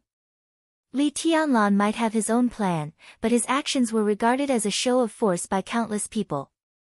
Such a show of force was naturally extremely powerful, enough to deter most people in the dark world, and even affect the alliance of the major forces against Beihai. Haoyue group had an accident, and there were faint cracks in the Prince group. The suspected treason of the leader of the Special Warfare Group was brewing little by little. The storm was treacherous, and the undercurrent was surging. Almost all the situations were favorable to Emperor Dong's palace. In Knight's view, everything around was full of opportunities. No matter what she did, Qin Weibai should not be in such a state. "I have done what I should do." Qin Weibai was silent for a moment and shook her head. In the current situation, it is best to do nothing for the next period of time. "During this period of time?" Knight asked in a low voice. "After military counselor's operation has a clear result." Qin Weibai said faintly, "You have too many questions." Knight was silent and finally stopped talking. "Go get the car." Qin Weibai said, "Tianlan has come back. Let's pick him up and then go to the Bai family's manor." At 5:30. The sky in Yuzhou had completely darkened. Under the light, the snowflakes in the air became more and more wanton. Dongqing Wudi buttoned up his coat and walked out of the conference room of the Hidden Dragon Sea with a solemn face. Without talking to anyone, he got into his car. One by one, the directors walked out one after another. The cars parked in front of the conference room left one by one. Dongqing Wudi sat in the back row, leaned against the back of the chair, and let out a long breath. "Let's go home." "How's it going?" The car started slowly. Bai Qingzhao, the Deputy Secretary General of the Army Headquarters who personally acted as the driver, asked with a smile. "It's hard to say." Dongqing Wudi said slowly, "But your matter should be settled." Bai Qingzhao was stunned. His biggest demand was to remove the word deputy from the title of Deputy Secretary General in tomorrow's general election, become the Secretary General of the Army Headquarters, and then enter the Parliament of Zhongzhou State and become one of its members. This was also a relatively important goal of the giant group, and its importance was even second to Dongqing Wudi's re-election next year. This was also something without much suspense. Next year, Bai Zhanfang would definitely retire. He would step down as the Speaker of Yuzhou. Even if it was out of an exchange of interests, Bai Qingzhao could replace him. He shook his head and said gloomily, "This is not a gain." "Of course it is, and it's a big gain." Dongqing Wudi smiled, looked at the snowflakes outside the window, and recalled the content of the meeting. Too many things had happened today. First, the chairman of Haoyue Group died. This matter attracted everyone's attention at once. Then, before anyone could react, the task force and the General Staff Department submitted reports about the Burning Legion. The most critical witness was killed as soon as he entered the Special Operations Bureau of Yuzhou. The image of the entire Special Warfare Group's treason suddenly became extremely clear. Li Huaqing held a meeting as soon as possible. It was not a plenary meeting of the parliament. It was a meeting of the 9 directors. The 9 directors could be said to be the leaders of the major groups in Zhongzhou State. Obviously, Li Huaqing wanted to control the scope of influence when the situation was unclear. In addition to the 9 directors, Gu Xingyun and Yi Dongsheng, the deputy minister of the army headquarters who first discovered the suspicion of the Special Warfare Group's treason. There was no one else in this meeting. At the beginning of the meeting, Yi Dongsheng had already submitted a report on behalf of the General Staff Department. The conclusion reluctantly given by the task force at the first time was regarded as a formal conclusion. In the conclusion, it was already confirmed that Qi Mulin was seriously suspected of treason. 2 years ago, Li Tianlan destroyed the Qi family was just an overreaction, but it could not be regarded as a crime. On the contrary, his approach saved a lot of losses for Zhongzhou State. Li Tianlan was not guilty. This was the first point that the Southeast Group and the Giant Group wanted to confirm. It seemed unimportant, but in fact, it was very important. Li Tianlan was not guilty, so the 2 years of imprisonment in the desert was Li Tianlan's grievance. Zhongzhou State must compensate him. Li Tianlan leaving the desert could not be regarded as a prison break. At the same time, some people who asked for severe punishment of Li Tianlan had to pay some price, and those who supported Li Tianlan would also get benefits. What Li Tianlan did next was bound to be highly tolerated by Zhongzhou State. Li Tianlan was not guilty, so Qi Mulin was guilty. Qi Mulin was Qi Beizong's adopted son. If something happened to him, Qi Beizong's reputation would inevitably be fatally damaged. In addition, Black Hawk's confession, the whole Special Warfare Group would be in a precarious situation. At the meeting, Gu Xingyun made a speech that lasted nearly 40 minutes. After the necessary review, he denied all the contents of the confession and said that he did not know the cause of Black Hawk's death. At the same time, he stated that the Special Warfare Group would cooperate with all the subsequent investigations of the parliament. The Special Warfare Group and the Prince Group were closely connected. At the same time, they thought that confirming Li Tianlan's innocence should not be too hasty. When the parliament was in a heated debate, the news of Sai City came from the outside world. That incredible sword seemed to completely dispel the spirit of the Special Warfare Group. Gu Xingyun was the first to fall silent. The Giant Group and the Southeast Group echoed each other and confirmed Li Tianlan's innocence at the top meeting of Zhongzhou State. Li Huaqing acquiesced in this and emphasized that he would communicate with Li Tianlan and give Emperor Dong's palace adequate compensation appropriately. A task force was also formally set up at the meeting. Dongqing Wudi served as the patriarch, and Yi Dongsheng served as the deputy team leader. They transferred real elites from the General Staff Headquarters, the Ministry of Security, and other departments to investigate the Burning Legion and the Special Warfare Group in detail. A lot of things were determined in the nearly 3-hour meeting. Bai Qingzhao's position was naturally determined. It could be seen as a compromise of the Special Warfare Group, or Gu Xingyun's concession in silence. Even without this, I won't have a big problem next year. Bai Qingzhao said in a dull voice. Normally speaking, it's true. Dongqing Wudi said thoughtfully, but now there are some unexpected situations. Bai Qingzhao said, and his eyes became a little fierce. It's not a bad thing. Dongqing Wudi shook his head. A few days ago, I communicated with Saint and military counselor. They seemed to want Qingqian to go further, but they didn't say it clearly. Tonight, Tianlan should talk to me about this. Bai Zhanfang retired. Under normal circumstances, Bai Qingzhao or Bai Qingqian could at most be promoted. Now this opportunity was very likely to let both brother and sister go further. Dongqing Wudi was silent for a while, then said with a smile, let's go home first. There will be hot pot in the evening, and the children will all go there. Bai Qingzhao breathed a sigh of relief and started the car with a smile. At 6:00, the Rolls-Royce with the Yuzhou license plate slowly drove into the Bai family's manor. The back of the car had been isolated. Qin Weibai's face was slightly red. She curled her legs in Li Tianlan's arms and moved. She whispered, let me go. We're almost there. Doesn't it hurt anymore? Li Tianlan chuckled and carelessly played with a pair of translucent and tender jade feet in his palm as if he was touching the most precious treasure. Qin Weibai rolled her eyes at Li Tianlan. Her eyes were like silk, and she said with hatred, it doesn't hurt at all. You only know how to bully me. She put in a little effort to stretch her feet out of Li Tianlan's arms, bent down to find her socks, and carefully put them on. She whispered with a smile, you're going too far.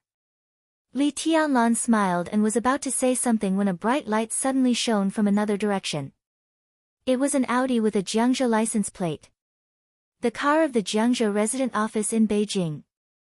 Qin Weibai whispered, is it Speaker Zhou? Or Qiuqi? Li Tianlan shook his head. The Rolls-Royce and the Audi stopped in front of the Bai family's villa almost at the same time.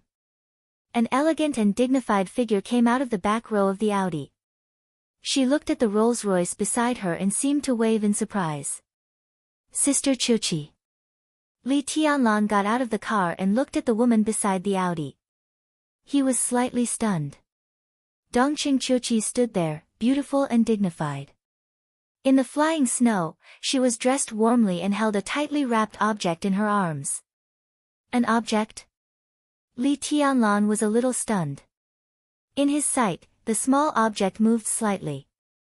My daughter. Dongqing Qiuqi greeted Qin Weibai with a smile and looked at Li Tianlan, who was a little stunned. When did it happen? Li Tianlan laughed. He had been in the desert for 2 years, but he really hadn't heard of it. A few months ago. Dongqing Qiuqi smiled softly. The child is only 6 months old and can't greet people yet, but we can't do without a greeting gift. Li Tianlan smiled and said yes. He looked at the baby in Dongqing Qiuqi's arms curiously. What's her name? Let's go inside. Dongqing Qiuqi smiled and walked to the villa. She whispered, Dongqing Yu. Chapter 898. The villa in the manor of the Bai family ushered in a rare lively atmosphere. In fact, there were not too many people in the so-called lively atmosphere. Dongqing Hanguang specially came from Zhongyuan province. Dongqing Wudi and Bai Qingqian were husband and wife. Bai Zhanfang, Bai Qingzhao, Bai Yuming, and their grandchildren. Zhou Yuanshan and Dongqing Qiuqi took their daughter. Then came Li Tianlan and Qin Weibai. This was the family dinner of the Bai family. They were all people Li Tianlan was familiar with. Bai Yuming, Zhou Yuanshan, and Dongqing Qiuqi could be said to be the most important people for him now or in the future. Even though Bai Zhanfang and Bai Qingzhao rarely met Li Tianlan, they had tried their best to help Li Tianlan more than once. But Li Tianlan was not used to this atmosphere. Although everyone behaved naturally at the dining table, and there was no deliberate element in this kind of naturalness, it was as if they naturally regarded Li Tianlan as their family. But Li Tianlan knew very well that he was not their family, at least not on the surface. On the surface, he was Dongqing Wudi's son-in-law. His fiancée was still in a coma in Tiannan recovering from her injuries. As the son-in-law, Li Tianlan took Qin Weibai to the Bai family dinner. No matter how you looked at it, it was a very strange thing. But whether it was Dongqing Wudi, Bai Qingqian, or even Qin Weibai, they did not show the slightest embarrassment. She naturally gave the gifts that she had prepared all afternoon to everyone present. At the dinner table, she was quiet and soft. She called Dongqing Wudi minister, Bai Qingqian aunt, and naturally called Dongqing Hangguang grandpa. Dongqing Hangguang smiled so much that his eyes narrowed. The strange feeling in Li Tianlan's heart became clearer and clearer. It even showed a little. After dinner, he could only focus most of his attention on Dongqing Yu, who was 6 months old. The little girl was very beautiful and quiet. Lying in the stroller, she opened her big black eyes and gently bit her fingers. Li Tianlan found that he seemed to have never been in contact with such a small baby. In the Li family, he was the youngest. After leaving the Li family, it was the first time in the past few years that he had experienced such a scene. Her little body twisted from time to time and made a tender voice. All of this was so fragile in Li Tianlan's eyes that he could not help but want to protect her. Do you like children? Bai Qingqian sat beside Li Tianlan and smiled. When will little Bai have a baby? Qin Weibai, who seemed to have perfectly integrated into the manner of the Bai family, took out a plate of fruit from the kitchen. Hearing Bai Qingqian's words, she blushed slightly and glanced at Li Tianlan without saying a word. There's no rush, there's no rush. Li Tianlan was even more embarrassed. He hurriedly changed the topic. Why Dongqing Yu? Doesn't it sound nice? Dongqing Chuchi walked over with a smile, stretched out a finger, and gently touched the girl's delicate face. Nice. Li Tianlan looked at Zhou Yuanshan with some doubts. Brother-in-law, you don't mind? Normally, the child should be surnamed Zhou. We've discussed it. If the first one is a daughter, her surname will be Dongqing. Your brother-in-law and I are ready to have a boy to inherit the glory of the Zhou family. Dongqing Chuchi said with a smile, looking at her daughter with doting and gentle eyes. Li Tianlan smiled and nodded. He glanced at Zhou Yuanshan and said, Congratulations, brother-in-law. The meaning of this congratulation was extremely rich. It was to congratulate Zhou Yuanshan for becoming the speaker of Jiangxia, and also for becoming a father. Zhou Yuanshan was the speaker of Jiangxia, and Dongqing Chuchi was the governor. It was no exaggeration to say that today Zhou Yuanshan could be said to be the most authoritative speaker in the whole Zhongzhou state. His words carried enormous weight, and there would not even be a second voice in Jiangxia. With such a powerful environment, as long as it was well managed, 5 years later, when Zhou Yuanshan was in his early 40s, he was fully capable of competing for the position of a member of parliament. Even if it was an alternate member of parliament, it had extraordinary significance for him. At that time, Zhou Yuanshan could be said to have a truly promising future. Same to you. Zhou Yuanshan smiled and waved his hand. Dongqing Hangguang looked at this scene with a smile, looked at Bai Zhanfang, and nodded slightly. Bai Zhanfang stood up with a smile and said slowly, Let's go to the study to talk. Okay, I'll make you tea. Dongqing Chuchi laughed. She didn't move, but Dongqing Yu, who was lying in the stroller, seemed to be a little bored. She twisted her body and cried. I'll go. Qin Weibai stood up, looked at Li Tianlan, who also stood up, and whispered, Don't smoke so much. Li Tianlan reached out to touch his hair and walked to the study. Dongqing Hangguang and Bai Zhanfang. Dongqing Wudi and his wife. Li Tianlan and Zhou Yuanshan went upstairs one after another. The study was filled with incense that could refresh one's mind. Dongqing Hangguang sat on the sofa, and his smile gradually faded. He glanced at Dongqing Wudi and went straight to the point. Tell me about it. Dongqing Wudi sat next to Bai Qingqian, thought for a moment, and said with certainty, the matter of the Qing dynasty is basically settled. It's not a big problem. The parliament has set up a task force to investigate the special warfare group. There is not much content in today's meeting. Everything is very sudden, and it has just begun. Everyone is still waiting for a relatively clear result. This is a good beginning, and the entry point is very good. Has the Southeast Group prepared for it? Bai Zhanfang said thoughtfully. It was prepared 2 years ago. Dongqing Wudi nodded. Black Hawk is a member of the Wang family of Beihai. To be exact, he is a man of sacrifice secretly cultivated by the Wang family of Beihai. The Wang family of Beihai has the divine martial army in Africa, and their influence is very strong. At the beginning of the rise of the Burning Legion, the Wang family of Beihai and the divine martial army have begun to secretly infiltrate the Burning Legion. Over the years, the Burning Legion has secretly cleaned up some of them, but some of them have also taken root in the Burning Legion. Black Hawk is one of them. When Tianlan entered the desert prison, the Wang family of Beihai had full confidence to let him out. So, behind the Burning Legion is indeed Kunlun City? Dongqing Hongguang snorted coldly. I'm sure, but there is no evidence at present. Dongqing Wudi shook his head. The pawns of the Wang family of Beihai can't get the evidence of Kunlun City's direct communication with Ramelun. In fact, most of the confessions today are forged, and only some of them are true, such as the original retreat route of the Burning Legion, and the contact with those people when they lurked in Yuzhou. These are just some clues. They can pull some people of the Special Warfare Group down, but it's difficult to completely implicate Gu Xingyun. At least it's a good start. Zhou Yuanshan said softly. Bai Zhanfang smiled, glanced at Li Tianlan, and said softly, Tianlan, what are you going to do next? Start with Haoyue Group and Donghai Investment Group. Li Tianlan's voice was calm. Donghai Investment Group was a large state-owned investment group controlled by Chen Lijuan, Chen Fengqing's daughter. There might be more articles in it than in Haoyue Group. His current goal was to target the Prince Group and Chen Fengqing. As for the treason case of the Special Warfare Group initiated by the Wang family of Beihai, a large part of the reason was to clear Li Tianlan's name. As for whether Wang Xingshao wanted to get some benefits from the Special Warfare Group, Li Tianlan didn't care.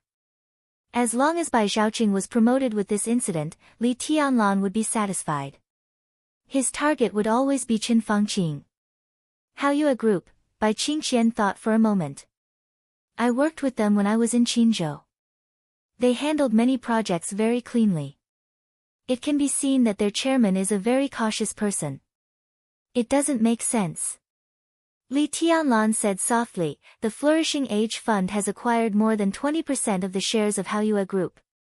It is expected that it can acquire 45% of the shares of Haoyue Group within a week and become the largest shareholder of Haoyue Group. If we are lucky, more than 51% of the shares of Haoyue Group will be acquired by the Flourishing Age Fund. At that time, with absolute control, we can find out the problem internally. Bai Qingqian froze for a moment. Everyone froze for a moment. The Flourishing Age Fund? No one was unfamiliar with the Flourishing Age Fund. It was the world's top financial giant, a financial giant that could directly mobilize trillions of funds. No matter which country it was in, it could be said to be a big shot standing at the top.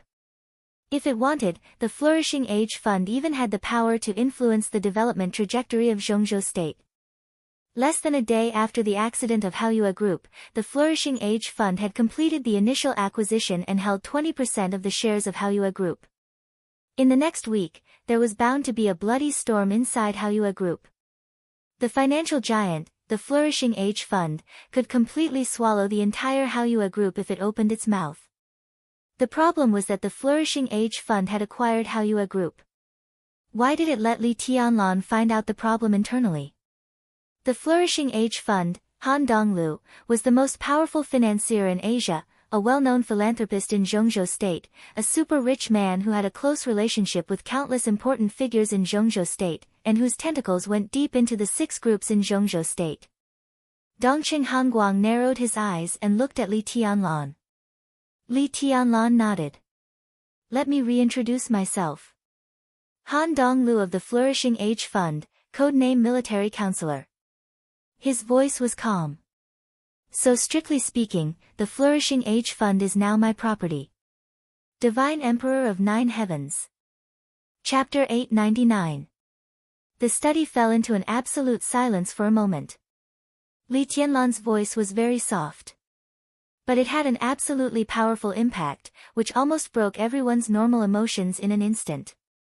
The speaker of the province, the director of Zhongzhou State, the member of Zhongzhou State, no matter how knowledgeable they were, it was hard to accept this fact in a short time. The Flourishing Age Fund, Han Donglu. The code name was Military Counselor. The Flourishing Age Fund was the property of Samsara Palace. Until now, the Flourishing Age Fund was Li Tianlan's property. What did this mean? Dongqing Wudi, who had been silent for a full minute, finally came to his senses.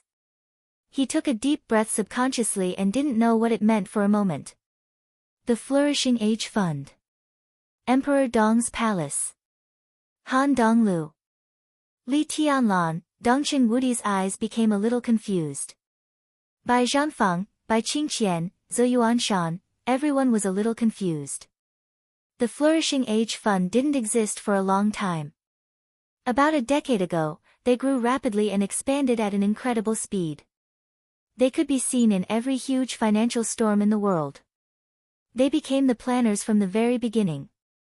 Star State, Europe, East Island, Southeast Asia, Snow Country, the financial crises were real bloody storms and whales everywhere. The Flourishing Age Fund seemed to be a prophet, and its dangerous operations reaped miraculous returns. To this day, no one knew how crazy the Flourishing Age Fund was making money. Everyone only saw that their strength was becoming stronger and stronger at an unimaginable speed. Now it had become one of the largest hedge funds in the world. Dongqing Wudi blinked his eyes and tried to digest the explosive news. Li Tianlan had no foreshadowing before, so the news was really unexpected to them, and they were not mentally prepared at all. The Flourishing Age Fund was Li Tianlan's property. First of all, it meant that Li Tianlan and even the entire Emperor Dong's palace would never be short of money in the future. Even if Li Tianlan lost control of the 5 countries in Eastern Europe, the Flourishing Age Fund could easily support the development of the entire Emperor Dong's palace, not to mention the 5 countries in Eastern Europe that were making a lot of money every day. Well, it was easy. Dongqing Wudi was silent for a while and shook his head. It was really easy. Secondly, Li Tianlan had invisibly become a partner of a large number of international giants. In this way, Emperor Dong's palace would have no lack of investment in the future. Once this news was exposed, Emperor Dong's palace, which had been developing at a crazy speed, would further develop faster. The power of money would radiate throughout Tiannan and shorten the time for Li Tianlan to unify Tiannan. And then, the close relationship between Han Donglu and the 6 would become Li Tianlan's relationship. No, at the moment, the Special Warfare Group was in a precarious situation, and the Prince Group's foundation was also unstable. A considerable number of people in these 2 groups would be shaken. Once the fact that the Flourishing Age Fund belonged to Li Tianlan was exposed, sufficient financial resources, absolute military strength, a bright future, and huge support, all of this could make many people of the 2 groups board Li Tianlan's boat with the help of their relationship with Han Donglu. The Prince Group and the Special Warfare Group were the same. There must be Han Donglu's people in the Giant Group, and so would the Southeast Group. Most importantly, the North Group, all the signs showed that Han Donglu had a strong influence on the North Group, especially the potential leader of the North Group. His relationship with Han Donglu was practically indestructible. Dongqing Wudi suddenly thought of the past 2 years when the Giant Group was reshuffled. The North Group stood firmly on the side of the academics and the Prince Group and took one valuable position after another from the Southeast Group and the Giant Group. The strength of the North Group expanded rapidly. If there was no accident, Zhou Yunhai of the North Group would be re-elected in next year's election, and at least 2 people from the North Group would become the new members of parliament. Was the increased strength of the North Group Li Tianlan's strength? Military Counselor had been preparing for more than 2 years ago. On this day? In the past 2 years, the strength of the Giant Group had shrunk greatly because of the reshuffling. But if the North Group was added, its strength was even stronger than in its heyday. Dongqing Wudi's mind was buzzing. He thought of the most obvious points and felt a little emotional. He believed that it must be more than that. The combination of the Flourishing Age Fund and Emperor Dong's palace would completely cause a series of chain reactions. The Flourishing Age Fund made up for all the shortcomings of Emperor Dong's palace, whether in wealth or politics. There were more things that Emperor Dong's palace could not see at the moment. Zhongzhou State had made several secret asset evaluations on the Flourishing Age Fund, but all the evaluation reports were not comprehensive and could not even get a general outline. Han Donglu had been too low-key before, at least in Zhongzhou State. Not many people knew what he had done in Zhongzhou State. He subconsciously took out a cigarette and lit it. He took a deep breath and asked with some uncertainty, "Really?" He knew that Li Tianlan could not bullshit on this matter. If he had not gotten military counselor's promise or even allegiance, and was 100% sure that the Flourishing Age Fund was under his control, then even if Han Donglu was really military counselor, Li Tianlan would not have told him the news.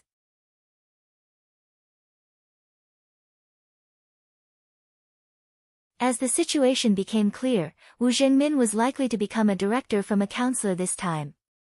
No matter what position, a director was enough to support the top structure of a group.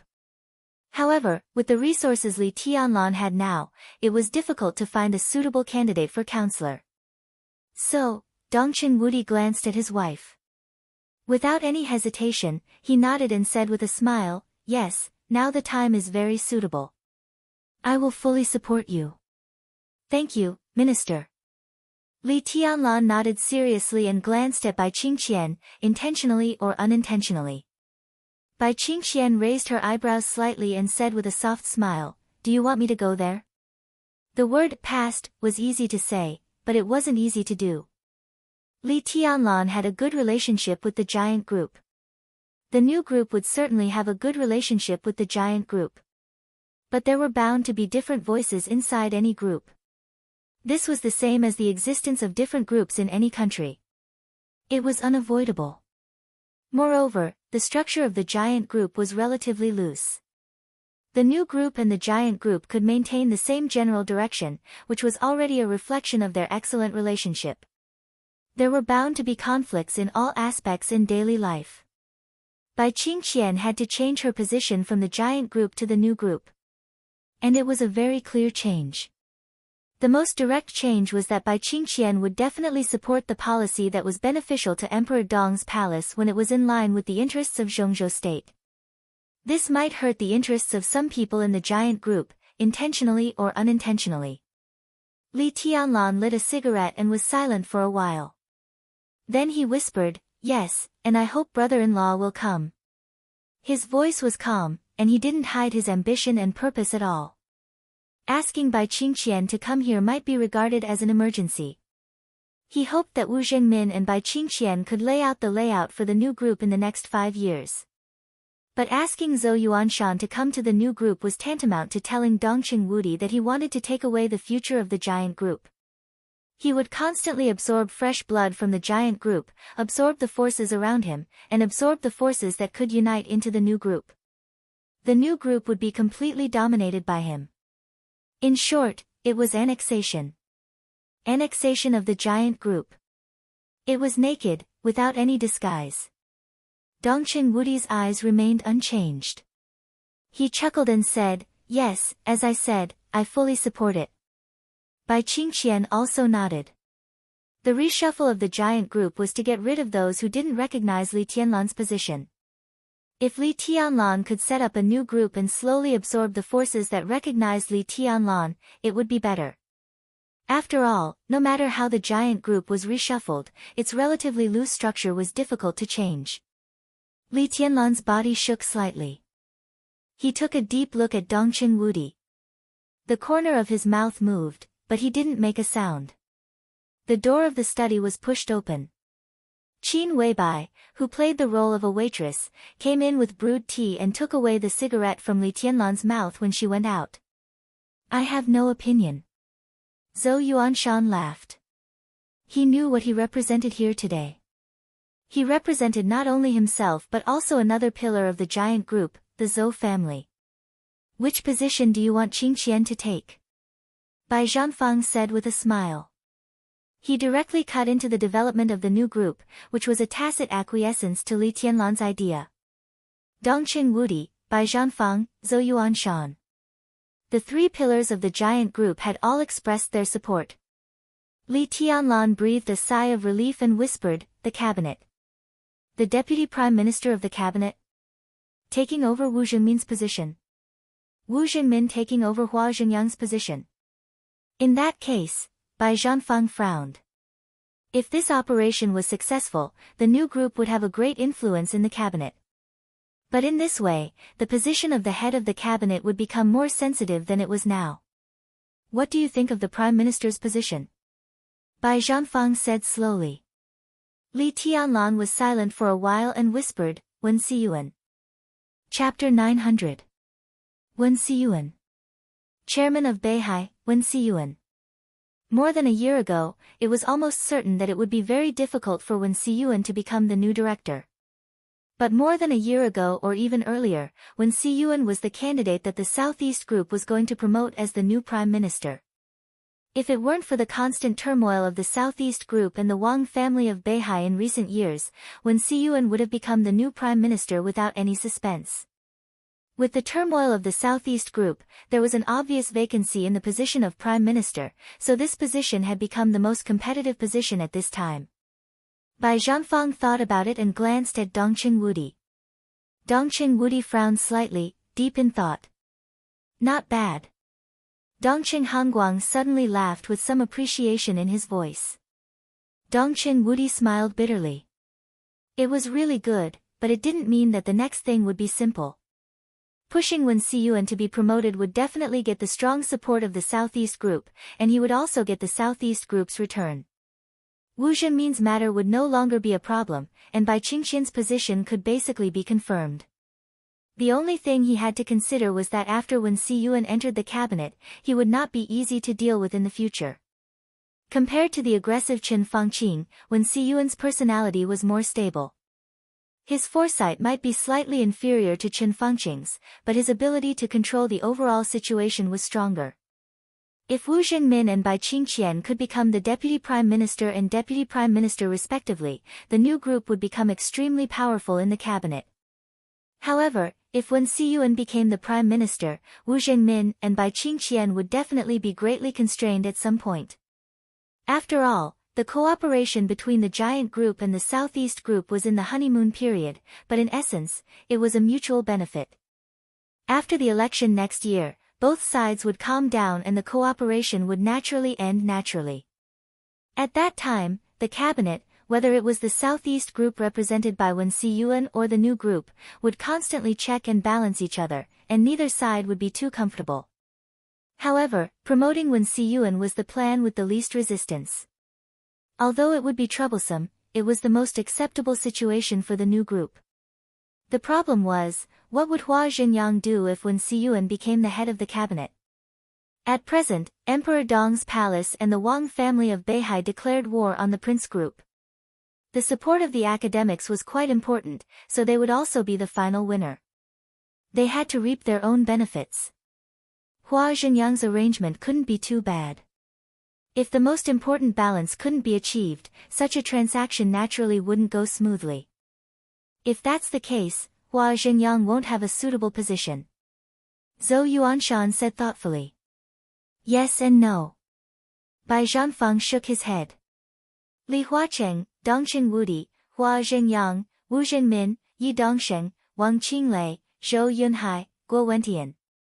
After the election, 8 of the 9 directors had been confirmed. Among them, Li Huacheng, Dongqing Wudi, Hua Zhenyang, Guo Wentian and Zhou Yunhai were re-elected.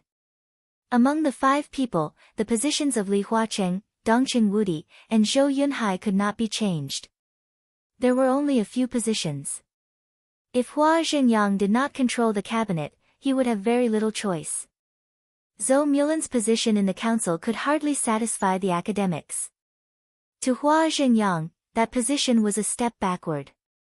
Hua Zhenyang would not be satisfied with Guo Wentian's position in the National Assembly either.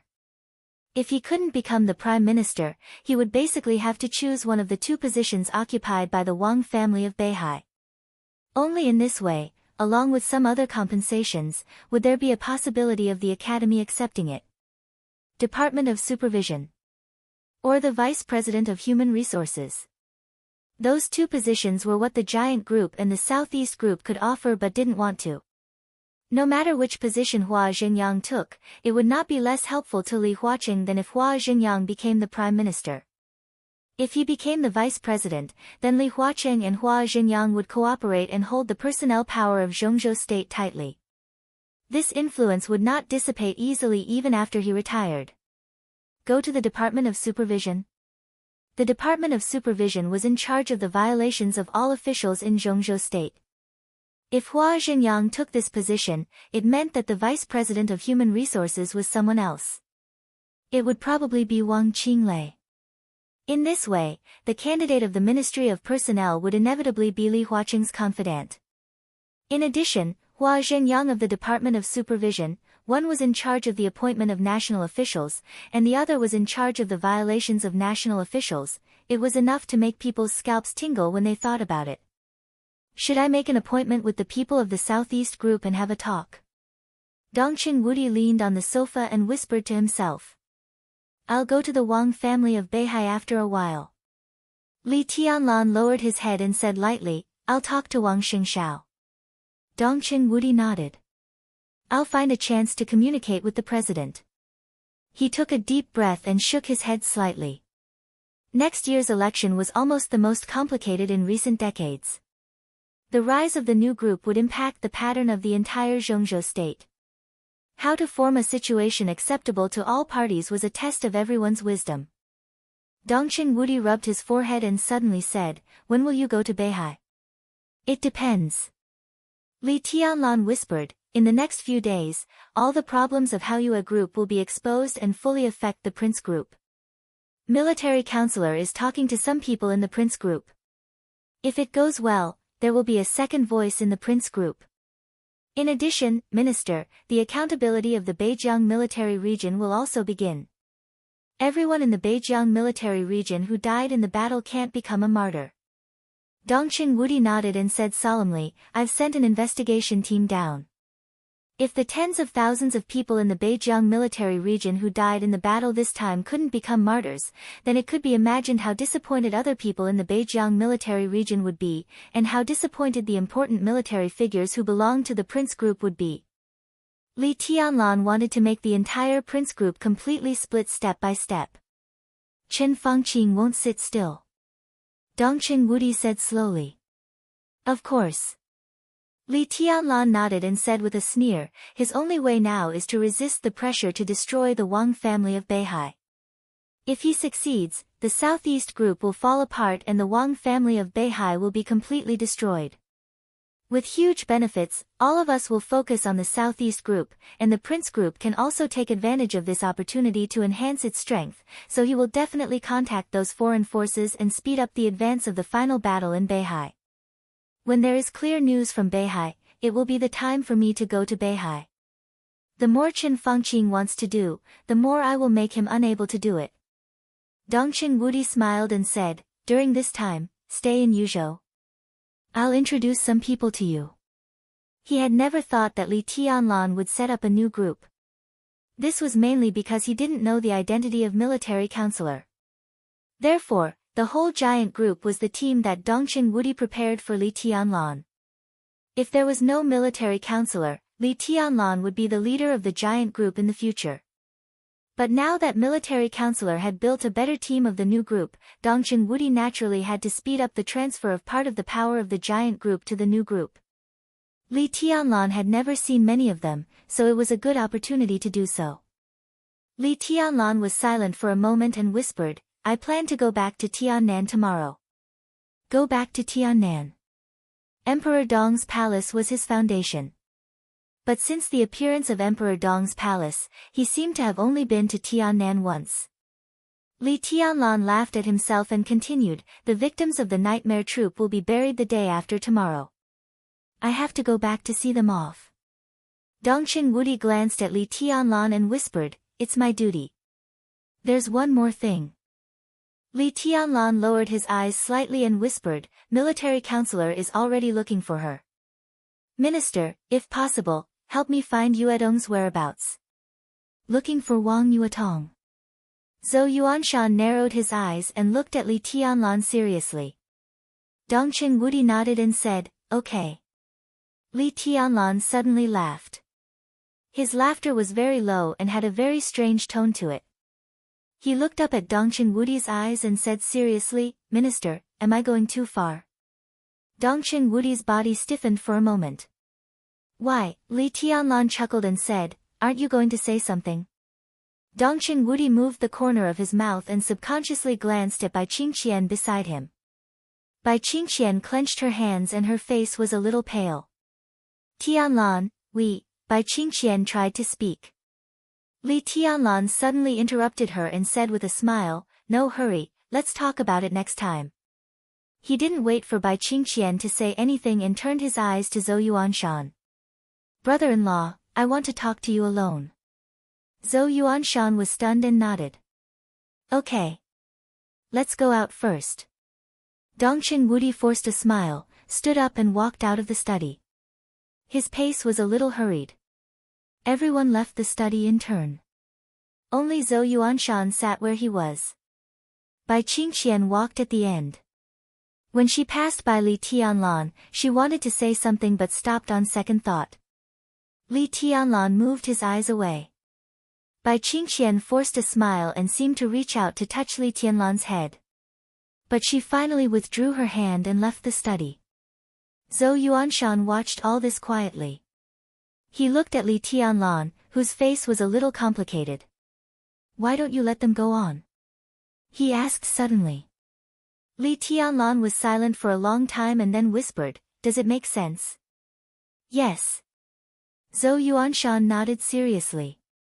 He hesitated and asked tentatively, are you suspecting something? Not suspecting. Li Tianlan nodded. I'm not a fool. I want to know an answer, but suddenly I feel, he paused and whispered, that's also good. Well, that's good. That's it. In the living room downstairs. Dongqing Chuchi took her daughter Dongqing Yu out of the stroller and put her beside her. The baby, who was a few months old, had fallen asleep. Qin Weibai, Bai Yuming, and Dongqing Chuchi were sitting on the sofa and chatting. Seeing Dongqing Wudi come out first, Qin Weibai and others stood up at the same time. Minister, where's Tianlan? Qin Weibai asked softly. Dongqing Wudi forced a smile and said softly, he's chatting with Yuanshan. Qin Weibai nodded and said yes. Looking at Dongqing Hanguang and Bai Qingqian who came out later, she smiled and said, I'll wash the fruit for you. Boss Qin. Little Bai. Dongqing Wudi and Bai Qingqian spoke at the same time. They were husband and wife, but they called her by different names. Qin Weibai said and looked back at the two. Dongqing Wudi took a deep breath and said softly, thank you. Qin Weibai smiled and said nothing. Bai Qingqian came over, took Qin Weibai's hand, stared at her dreamy perfect face, and said softly with a smile, stay tonight and chat with me. Qin Weibai hesitated. She wanted to say that it depended on Li Tianlan, but when the words came to her mouth, she nodded and said, okay. Dongqing Wudi looked away and said softly, from now on, you and Tianlan will stay in Tiannan and take care of him. We are all at ease with you by his side. He paused, as if he didn't know if it was appropriate for him to say this, but he shook his head and continued with a smile, of course, if he bullies you and feels wronged, you can tell your aunt at any time. You can also tell me, and we can help you teach. No, we can talk to him. Qin Weibai took a deep look at Dongqing Wudi. A slight smile bloomed from the corner of her mouth. She held Bai Qingqian's hand, nodded to Dongqing Wudi, and said with a smile, thank you, Dad. Dongqing Wudi's body suddenly stiffened. Bai Qingqian's body trembled and subconsciously held Qin Weibai's hand. She lowered her head, and her eyes turned red for a moment. Chapter 901. Weak and soft lights filled the somewhat dark hall, and the inconspicuous light illuminated all the important corners of the hall. Huge and sophisticated instruments were placed in a disorderly manner, connected to screens. In the middle of the hall, there was a row of utensils that could be used for people to lie in. Strictly speaking, this was the best nutrition chamber, or hibernation chamber, but just by looking at its appearance, it looked like a neatly arranged coffin. The air in the hall was cool, and it looked extremely clean and tidy. Countless instruments made a slight buzzing sound when they were in operation. The instruments that were always in operation, the cold and empty hall, and the continuous buzzing sound, all of this seemed to be completely frozen in the dark environment, like a frozen oil painting. On the left side of the hall was an elevator. At this moment, the arrow on the elevator screen slowly jumped down, and finally stopped completely. Primary authority confirmed, level 2 authority confirmed, highest authority confirmed, please enter the password. The voice in the elevator sounded in the hall at the same time, the password is correct, please enter your fingerprint. Activate the pupil recognition system. Please enter the password. The password is correct, welcome, doctor. In the mechanical electronic sound, the elevator door slowly opened. A young woman with short hair and a delicate face walked into the hall. Behind her on both sides were two middle-aged men with serious and rigorous temperaments.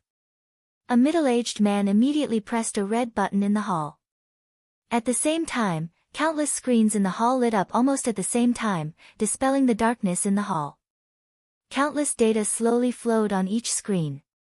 The young woman, who looked to be in her 20s, raised her head and looked at the huge screen in the center. A large amount of data was reflected in her charming silver pupils, and her expression was quiet, serious and focused. Another middle-aged man took a folder and walked over, and said in a low voice, Dr. Naylan, this is the key physical data of medical record number 2. The initial data was 3 days ago, and the last record was 6 hours ago. Naylan Shurying, who had short hair and silver eyes, was quiet and focused, took the folder and the pen in the folder. The physical data recorded on the folder were simplified symbols that only professionals could understand. Naylan Shurying drew on the more important symbols with a thoughtful look in her eyes. She quickly browsed through the folder in her hand, walked forward, and arrived in front of a hibernation chamber. The middle-aged assistant turned on the light button of the hibernation pod. Under the faint light, everything in the hibernation pod was immediately presented to Naylan Shurying's eyes. Inside the hibernation chamber was a man who looked thin and short. Perhaps because he had been lying there for a long time, his hair was very long and looked extremely messy. It made his face look even paler. He was lying flat and was completely covered in a large amount of foam. He was so quiet that he looked like a lifelike human specimen. Naylan Shurying looked at him for a while and remained silent. The man in the hibernation pod was so frail and small. Who would have thought that he was a big shot standing at the peak of the dark world before he fell into a coma? They were not at the peak of this era.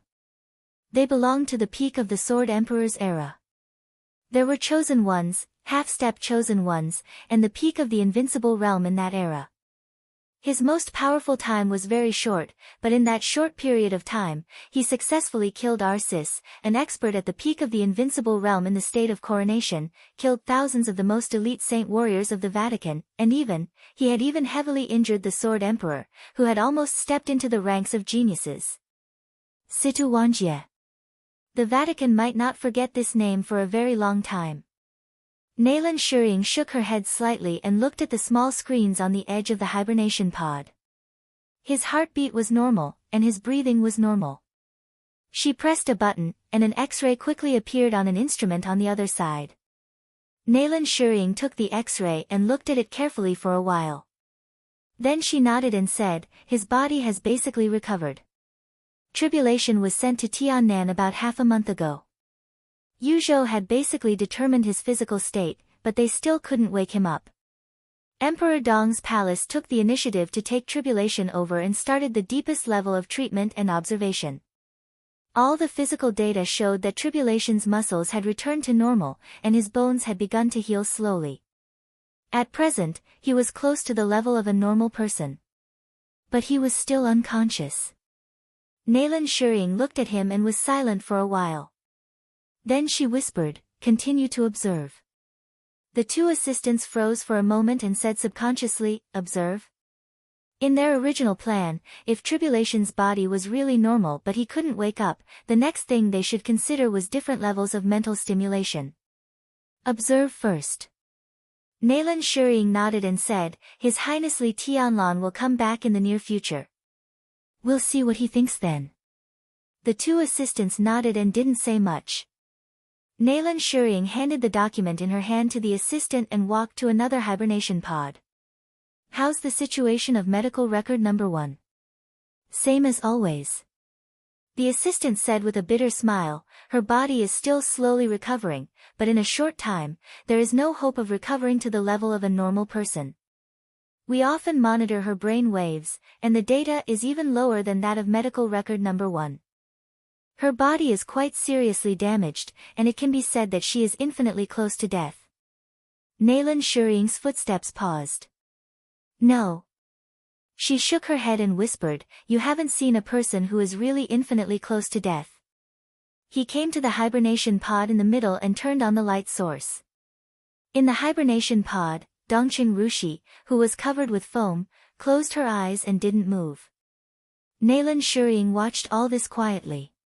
Her heart was heavy, and her body was a little cold. Dongqing Rushi had been in a coma for 2 years. Her body was indeed getting better. But there was still a long time before she really recovered and woke up. A very, very long time. It was so long that Nalan Shireen couldn't even see hope. 2 years ago, Li Tianlan almost overturned the entire Beihai province. One of the most important contents of his deal with the Wang family of Beihai was to ask the Wang family of Beihai to completely cure Dongqing Rushi. So Nalan Shireen was sent to Tiannan by summer solstice with the most advanced equipment and a top medical team. But today, she was completely sure that the progress they had made could not satisfy Li Tianlan, who was about to return to Tiannan. The situation in Beihai had been extremely tense. Nalan Shireen was not sure whether Dongqing Rushi's condition would make the situation facing Beihai worse. She stared blankly at Dongqing Rushi, who was motionless in the hibernation pod, and was silent for a long time. "Observe closely."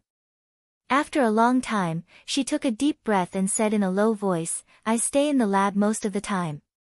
If anything happens, tell me immediately." "Understood." The two assistants spoke at the same time. Nalan Shireen nodded, walked aside, and turned on a computer that was connected to all the equipment. She took out a folder again and began to record the latest physical data of Dongqing Rushi and Tribulation. The two assistants were carefully inspecting the sophisticated equipment in the hall and doing their daily maintenance. No one spoke. The hall became quiet again. Without anyone noticing, the space in the dimly lit hall began to tremble slightly. The transparent air seemed to become a line. The tiny line continued to spread and spread to the side of Dongqing Rushi's hibernation pod. The whole air suddenly twisted for a moment. A man in black appeared beside Dongqing Rushi. The dense sword energy completely wrapped Dongqing Rushi's hibernation pod, and in an instant, it became an independent space. The fingers of the man in black shook slightly. More sword energy appeared outside the independent space. The sword energy shook the air and quickly turned into another hibernation pod made of pure sword energy.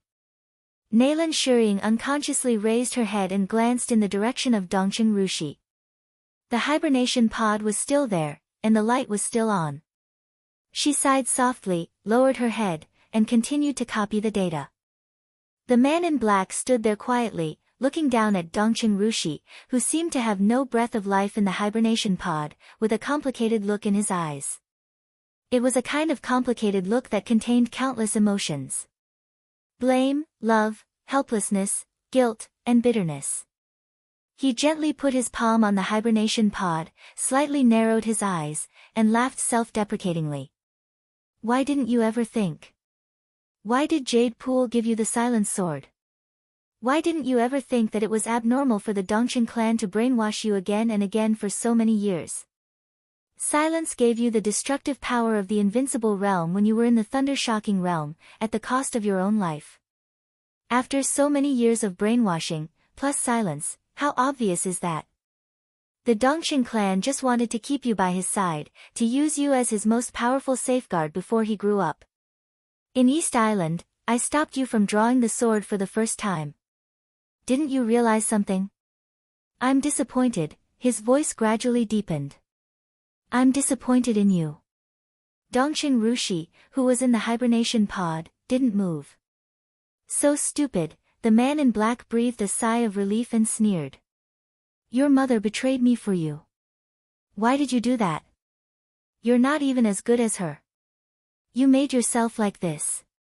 Who came to see you in the past 2 years? What did you get for lying down for 2 years? If I give you another chance, I don't know if you'll regret it. The man in black stared at Dongxing Rushi deeply and said in a low voice, is it worth it? If this is a deal, I don't think it's fair. He whispered to himself, and his eyes fell on the heart rate detector screen of the hibernation pod. Looking at the numbers on the screen, he was silent for a long time. I'm disappointed. He spoke again. Dongxing Rushi didn't respond, and she was destined not to give any response. The man in black laughed softly. You're willing to die for him, so he should be willing to die for you. Only in this way, it's fair. He straightened his body bit by bit, and said in a calm voice, I'll send him down and wait for you. What do you say? Chapter 902.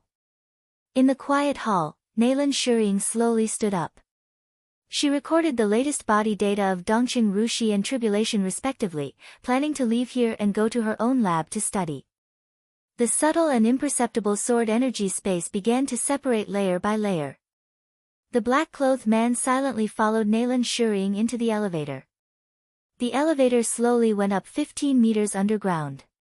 He entered the password 3 times on the way and finally came to the surface. The elevator opened, and Nalan Shuying walked out and went in another direction. The black-clothed man, who was calm and indifferent, seemed to have no emotions and aura, glanced at Nalan Shuying and slowly walked out of the elevator. Outside the elevator was an incredibly grand hall. The length of thousands of meters was divided into rooms. In the central area, there was a rockery, a fish pond, and a small garden. The huge space and the nearly 20-meter-high dome made the whole hall look magnificent. Standing in it, everyone could feel their own insignificance. It was not a hall, but a small square. The black-clothed man watched quietly. In his sight, the combatants and civil servants of Emperor Dong's palace kept coming in and out, in 2s and 3s, constantly talking about something. There were not many people in Emperor Dong's palace, so this very advanced hall seemed extremely empty. The black-clothed man stood there for a while, then silently moved forward and walked out of the main entrance of the hall. The main entrance of the hall was a huge fountain square. Thousands of fountains were constantly spraying transparent water columns. The water columns rose tens of meters into the sky and converged in the center. A majestic and awe-inspiring pitch-black greatsword stood in the center of the water column. The greatsword was as tall as the huge castle behind the black-clothed man. Countless splashes of water slowly flowed on the greatsword, sparkling with colorful rays of light under the sunlight. The black-clothed man's mouth twitched.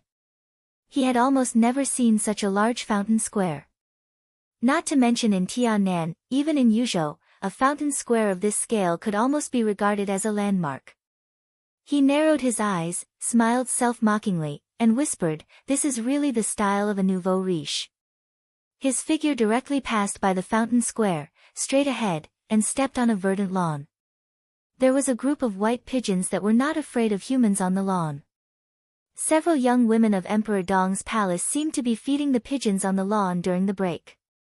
The white pigeons fluttered their wings and landed on their palms to peck the corn in their palms, causing a burst of crisp and energetic laughter. A large golden retriever lay lazily in the middle of the lawn. Before the man in black could approach, the big dog that was lying lazily in the grass had already straightened its body and was looking straight in the direction of the man in black. The black-clothed man's body suddenly stiffened. He felt awkward and incredulous at the same time. He looked at the golden retriever in front of him, confused. He couldn't understand how the golden retriever had discovered him. The seemingly docile big dog slowly arched its body and let out a low growl, as if it would pounce at any moment. The man in black frowned. The sword chi around him vibrated slightly. The golden retriever's tail suddenly stood up, and its body tensed up to the extreme. It can't see me, but it can feel the surrounding sword chi. The man in black frowned. His figure flickered, and he instantly passed by the golden retriever. The golden retriever whimpered and turned around twice. It seemed to be a little confused. It ran around for a while, and it seemed to feel no danger. It whimpered and lazily patted down again. "What the hell is going on?" the man in black muttered to himself. He passed by the lawn and stepped on a wide arch bridge. Under the arch bridge was a clear stream. The circulating water surrounded the entire Emperor Dong's palace. It was a huge artificial lake. The man in black stood at the other end of the bridge and looked back at Emperor Dong's palace. The huge 6-story castle of Emperor Dong's palace was facing the pitch-black giant sword in front of the gate. It was like a giant standing in front of a hill, so tall and majestic, with a large shadow that almost blocked the sun. The man in black glanced at it expressionlessly, then turned around and left. His figure was getting farther and farther away. On the edge of the magnificent and huge Emperor Dong's palace was a busy construction site. It was very noisy. Construction teams from different places were busy with their own work. The place where the black-robed men were supposed to be building an office building. Were they planning a camp further away? Or a canteen? It was destined to become the area of Emperor Dong's palace in the future. But at present, the construction site was much larger than the already built Emperor Dong's palace. The man in black could clearly feel the footsteps and ambitions of Emperor Dong's palace. It was destined to be the center of Emperor Dong's palace in the future. And the entire Xianyuan city would be absorbed by Emperor Dong's palace bit by bit. Shopping malls, schools, hospitals, supermarkets, clubs, everything in the city would become a part of Emperor Dong's palace. There would no longer be ordinary citizens here. The residents here would be the staff of Emperor Dong's palace, the combatants, and their families. The city would become Li Tianlan's private territory, with a small population, a comfortable environment, luxurious facilities, a lot of funds, and citizens of the city. Many years later, it would inevitably become one of the most beautiful cities in Zhengzhou State, one of the most prosperous cities, and the city with the strongest concentration of residents. That was the new city plan. It was a plan that basically copied the ideas of the Wang family of Beihai, but it summarized some defects of Mount Dibing, so it became more perfect in the later stage. The man in black walked out of the construction site and looked at the city that was changing almost every day. He was silent for a long time. That was the scene of his dream. It was also the future that he had fantasized about a long time ago. It was also the future that a wealthy family that could maintain aggression against all forces and countries and unite around a hegemon-level country should have in his mind. He had imagined many times a scene similar to that of Emperor Dong's palace today. But he couldn't do it. Even if he now controlled the Purgatory of Heaven capital. Even if the Purgatory of Heaven capital was still a superpower in the dark world. But, no money. That was the most painful point. Li Guangtu, dressed in black, had a twisted and complicated expression. The Purgatory of Heaven capital was equivalent to the former Li family. But the former Li family did not represent the Purgatory of Heaven capital. The Purgatory of Heaven capital, which collapsed and gathered again, did inherit a lot of things from the Li family, including wealth, talents in all aspects, and powerful warriors, but after all, it was not the complete Li family. He had lurked in East Island for many years and accumulated a lot of wealth. Li Guangtu was rich. An investment of hundreds of millions or even billions was not a problem for him. He could even get tens of billions. But compared with Li Tianlan, the little money he had made him look like a pauper. When he first heard about the new city plan, it was like a joke. The income generated by the 5 countries in Eastern Europe was indeed terrifying, and the Flourishing Age Fund had invested a lot in Emperor Dong's palace. Under normal circumstances, Li Tianlan was not short of money. But no one believed that Emperor Dong's palace could really start the new city plan. The establishment of Xianyuan City was like a signal.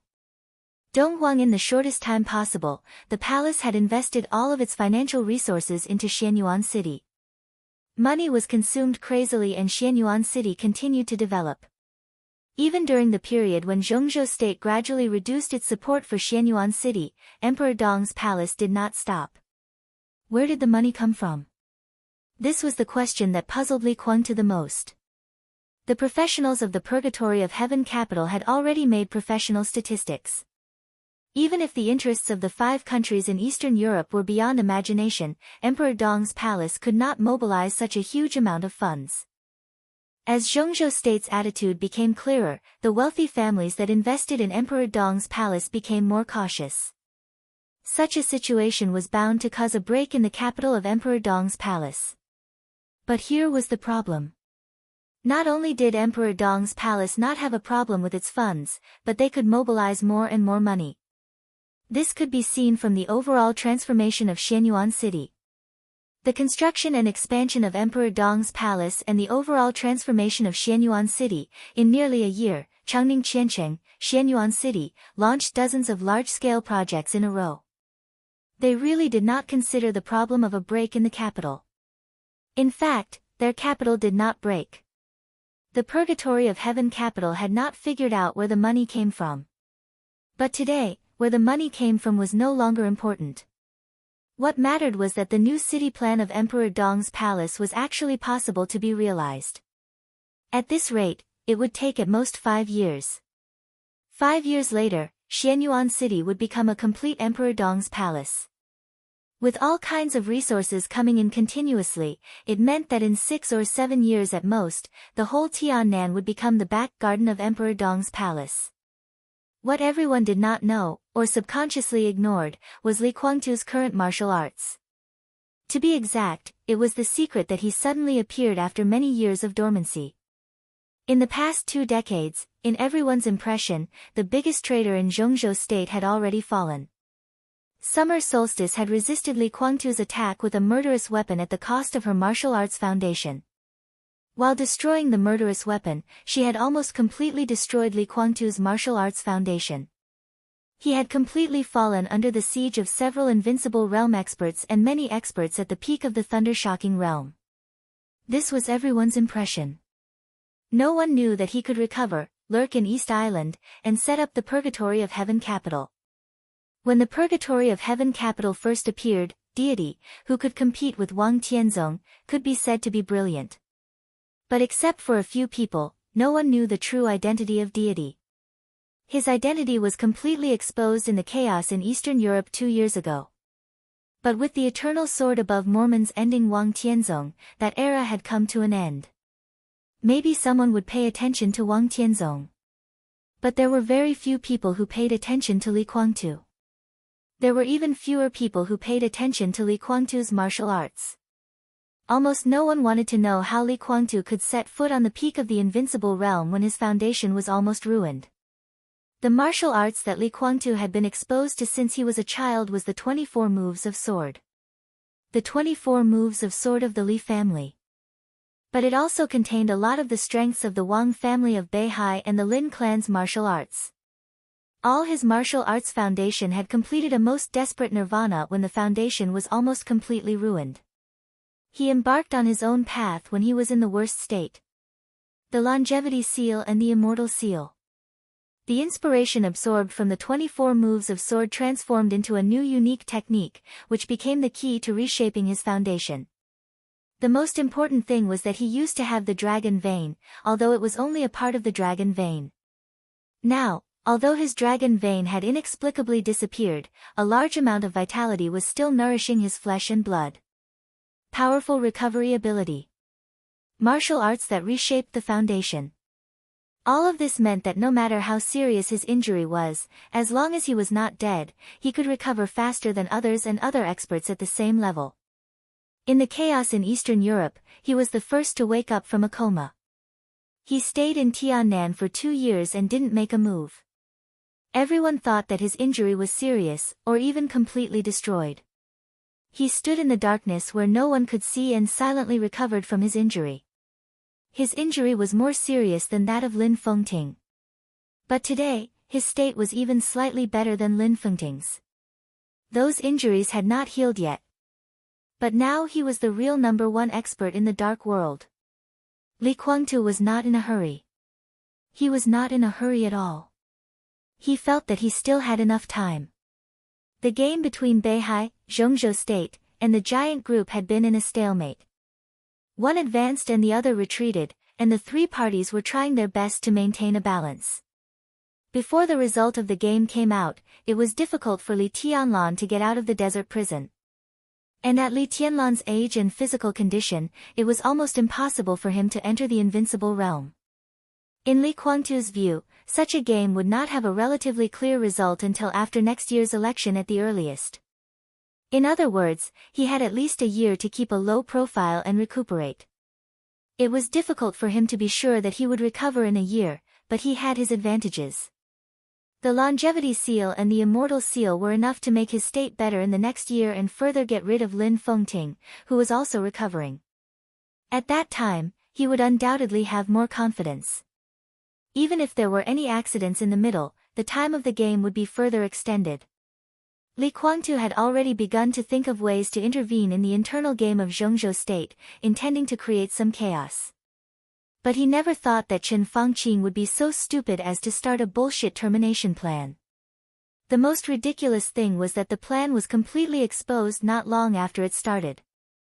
Li Guangtu, who was not mentally prepared, was completely dumbfounded as he watched all of this develop rapidly. Before anyone could react, the academics had successfully withdrawn, and Chen Fangqing, who was in control of the game, directly began his most intense means. He no longer paid attention to the so-called balance, nor did he care about the impact in the future. Therefore, because of the withdrawal of the academics, Chen Fangqing, who had no choice, blocked the desert prison in an extremely radical way. The game had become a real war. There was no doubt that Chen Fangqing lost. He might not be a complete failure now. But Li Tianlan always came out of the desert prison, and the shocking sword over the desert meant that the giant group and the southeast group had achieved a stage victory in this war. Haoyue group had an accident. Special warfare group had an accident. All this was Li Tianlan and Wang Xingxiao's counterattack. The subsequent development was almost not difficult to guess. Li Guangtu couldn't understand why Chen Fangqing was so stupid.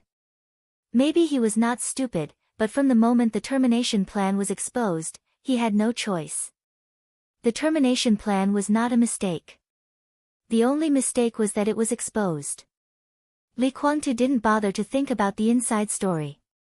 The reality was in front of him. He had wanted to wait a little longer. But Li Tianlan's strength was beyond his expectation. According to Li Tianlan's current growth rate, in less than 3 years, even if he recovered from his injury, he might not be able to defeat Li Tianlan. Not to mention 3 years later, even now, Li Tianlan had Xianyuan Feng in his hand. In the case that Xianyuan Feng had sufficient energy, he was not sure that he could win. This was a terrible thing. For Li Guangtu, this was even the most terrible thing. The most terrible thing. Once he couldn't defeat Li Tianlan or was suppressed by Li Tianlan, he could imagine what would happen to him. Everything that belonged to him would be taken away by Li Tianlan. Because they were all from the Li family. For many people in the purgatory of Heaven Capital, their sense of belonging was actually the same. There were not many people who were loyal to Li Tianlan. There were also not many people who were loyal to Li Guangtu. Most people in the purgatory of Heaven Capital had a sense of belonging to the Li family. Once he was left behind by Li Tianlan, with his infinite future possibilities, he could almost make Li Guangtu lose everything in the shortest time. So Li Guangtu didn't want to wait, and he didn't dare to wait. He had planned to wait a few more years. When Emperor Dong's palace completely swallowed up Xianyuan City and when everything in Emperor Dong's palace was completed, as long as he killed Li Tianlan, he could take over everything left by Li Tianlan in the shortest time and become the new Emperor Dong. This meant that he could get a whole city, a city built with a lot of money that he didn't even dare to imagine. If the Purgatory of Heaven capital got the complete Emperor Dong's palace and Xianyuan City, it was almost equivalent to getting the whole Tiannan. The Purgatory of Heaven capital would become the most terrifying force in the dark world. But Li Tianlan's speed of growth made him dare not delay at all. Under the sun, Li Guangtu stood on the edge of the construction site, muttered something to himself silently, and then shook his head. He stood there and waited for a minute.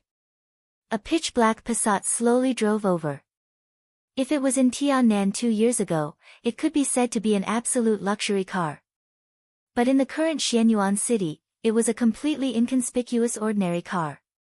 Li Guangtu sat in the car, rubbed his forehead, and let out a long sigh. How's Moon God? The driver was Daybreak, another invincible realm expert of the Purgatory of Heaven capital. His injury had completely recovered, but he hadn't stabilized his realm for the time being.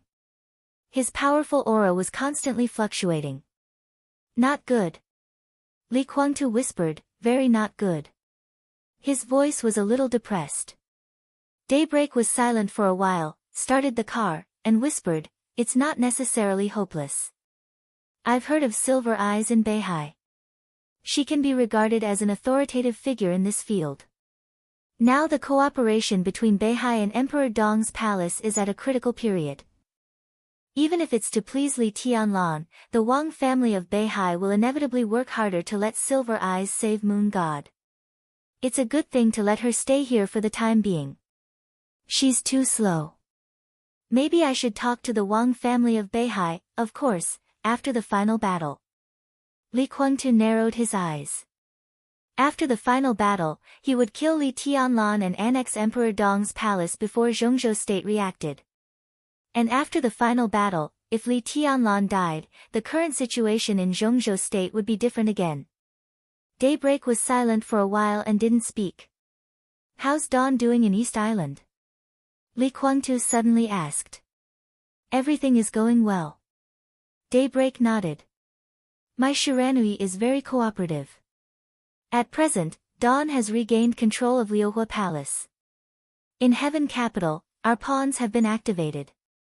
At present, we can be sure that in order to recapture the south of Beihai Province, East Island will invest a considerable part of its power in this final battle. Their interior will inevitably be empty.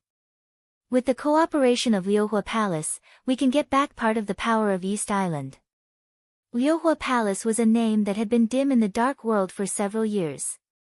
It was also a martial arts force that was as famous as Wuji Palace and Jifeng Sword Training School a few years ago. Shinichi Miyamoto, the palace master of Liuhua Palace, was also recognized as the peak ninja in the whole dark world. He controlled the most elite divine wind force in East Island. In terms of actual power, he was no less than Tianhai Wuji and Yagyu Kurasumi. But in the final battle of Heaven Capital 5 years ago, Shinichi Miyamoto of the Invincible Realm died in the hands of Tribulation. Therefore, Tribulation broke through and directly entered the Invincible Realm from the Chi-controlling realm. But Liuhua Palace never recovered. After the Purgatory of Heaven capital entered East Island, Mai Shiranui, the young palace master, was the first to seek refuge with the Purgatory of Heaven capital. The sphere of influence of Liuhua Palace was maintained under the protection of the Purgatory of Heaven capital. As the Purgatory of Heaven capital gradually withdrew from East Island in the past 2 years, Liuhua Palace was annexed by the other 2 martial arts forces all the time. Now there was a chance to establish contact with the Purgatory of Heaven capital again. Mai Shiranui, who had no way out, had no chance to refuse. When the final battle takes place, go to East Island and kill all the Tom, Dick, and Harry. I'll see the result of the final battle and consider whether to talk to the Mikado of East Island. Li Guangtu gently raised the corner of his mouth, and his smile was a little mocking. Daybreak was now an invincible realm superior. Together with Dawn and Phoenix, he would come to East Island with the elites of the Purgatory of Heaven capital. When East Island put most of its power into the final battle, they could sweep everything. After the final battle, in the worst case, the Purgatory of Heaven capital could regain control of East Island. The best case was to control the Zhongzhou state and the dark world of East Island, unify Tiannan, conquer the underground world of Southeast Asia, and establish a real dynasty. Li Kuangtu looked out of the window. His eyes were extremely bright, like two wildfires burning. Daybreak hesitated and said softly, "East Island won't be a big problem. I can go to Beihai with you." Li Kuangtu was silent for a while, then slowly shook his head and said, "It's not necessary." He was confident enough in his strength. God. Li Tianlan may not be able to take him down with Xianyuan Feng. Daybreak said calmly. Li Kuangtu laughed. "I'm not fighting with him alone. Xianyuan Feng is really strong, but it's just a murderous weapon in essence. Its energy will be exhausted. After all, in the final battle, he will face more than one invincible realm expert. When Xianyuan Feng's energy is almost exhausted, I will make a move, and it will be enough to decide his life or death in an instant." Daybreak was silent for a while and held the steering wheel tightly. He glanced at Li Kuangtu through the rearview mirror, hesitated, and said softly, "Your Highness." Li Kuangtu glanced at him. "How much strength has he recovered now?" Daybreak asked softly. This was something that every high-level official in the Purgatory of Heaven capital was very concerned about. Everyone knew that Li Kuangtu recovered very fast in secret, and he was in a good state.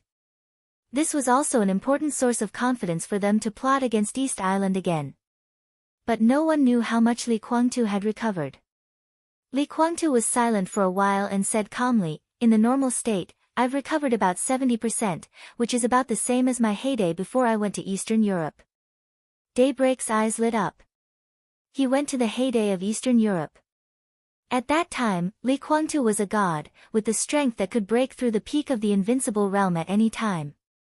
This was Li Kuangtu's normal state now. Li Kuangtu smiled and continued to say, "If necessary, I can exert about 90% of my strength in a short time, which is enough to deal with any situation." Li Kuangtu's 90% strength now, this was not his peak state now. But it had definitely surpassed the limit of the peak of the invincible realm. Daybreak was silent for a while and laughed. "Then I'll go back to East Island." He was talking about going back to East Island. Not going there. He was going back to the territory that used to belong to him. Li Kuangtu nodded and whispered, "We'll get back everything we lost." Chapter 903. When he walked out of the train station of Xianyuan City, Yuan Lin even thought that he had come to the wrong place.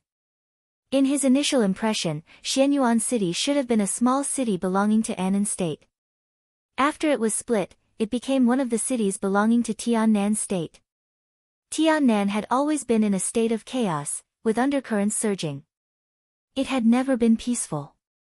This small city, originally called Tunnan, was full of destruction, crime, violence, and barbarism. The population here was getting smaller and smaller, and the city was getting more and more dilapidated. Every street and every road in the urban area should be full of decay and depression. This was the Tunnan city in Yuan Lin's impression. After Tunnan city became Xianyuan City, Zhongzhou State, Emperor Dong's palace, and many wealthy families and investment institutions in Zhongzhou State invested a lot of money here. In various reports, the new Xianyuan City was changing rapidly. Yuan Lin had read many reports submitted to the cabinet. In his impression, the so-called rapid change should just barely get rid of the previous appearance of Tunnan City. At most, it should be a little better than Tunnan City. It should be almost the same as a county in the inland of Zhongzhou State. At most, it should be a relatively well-developed county. After all, how could a small city with a very poor foundation develop so fast in 2 years? But the moment he walked out of the station, the scenes in front of him suddenly made him a little absent-minded. There were indeed no high-rise buildings like those in Huading, Yuzhou, in Xianyuan City. The buildings here were relatively low, but absolutely did not feel the slightest sense of dilapidation. New. They were all obviously newly built buildings. Every building had a different style, and they were arranged neatly. There was an exaggerated distance between the buildings, but they were not empty. They were all filled with lawns and gardens, and in the middle of the lawns and gardens, there were clean and tidy paths paved with stone slabs, quiet and tidy. Between the buildings on both sides were wide and somewhat incredible streets. The smooth streets stretched all the way to the end of the site. Perhaps it was because the south was relatively warm. Even in winter, flowers were still blooming on the green belt that isolated the sidewalks and driveways. Under the bright sun, the fresh air with almost no industrial pollution blew over. Both the vehicles and the pedestrians in sight were indescribably leisurely. No, it was not leisurely. Yuan Lin was stunned for a long time before he realized the problem.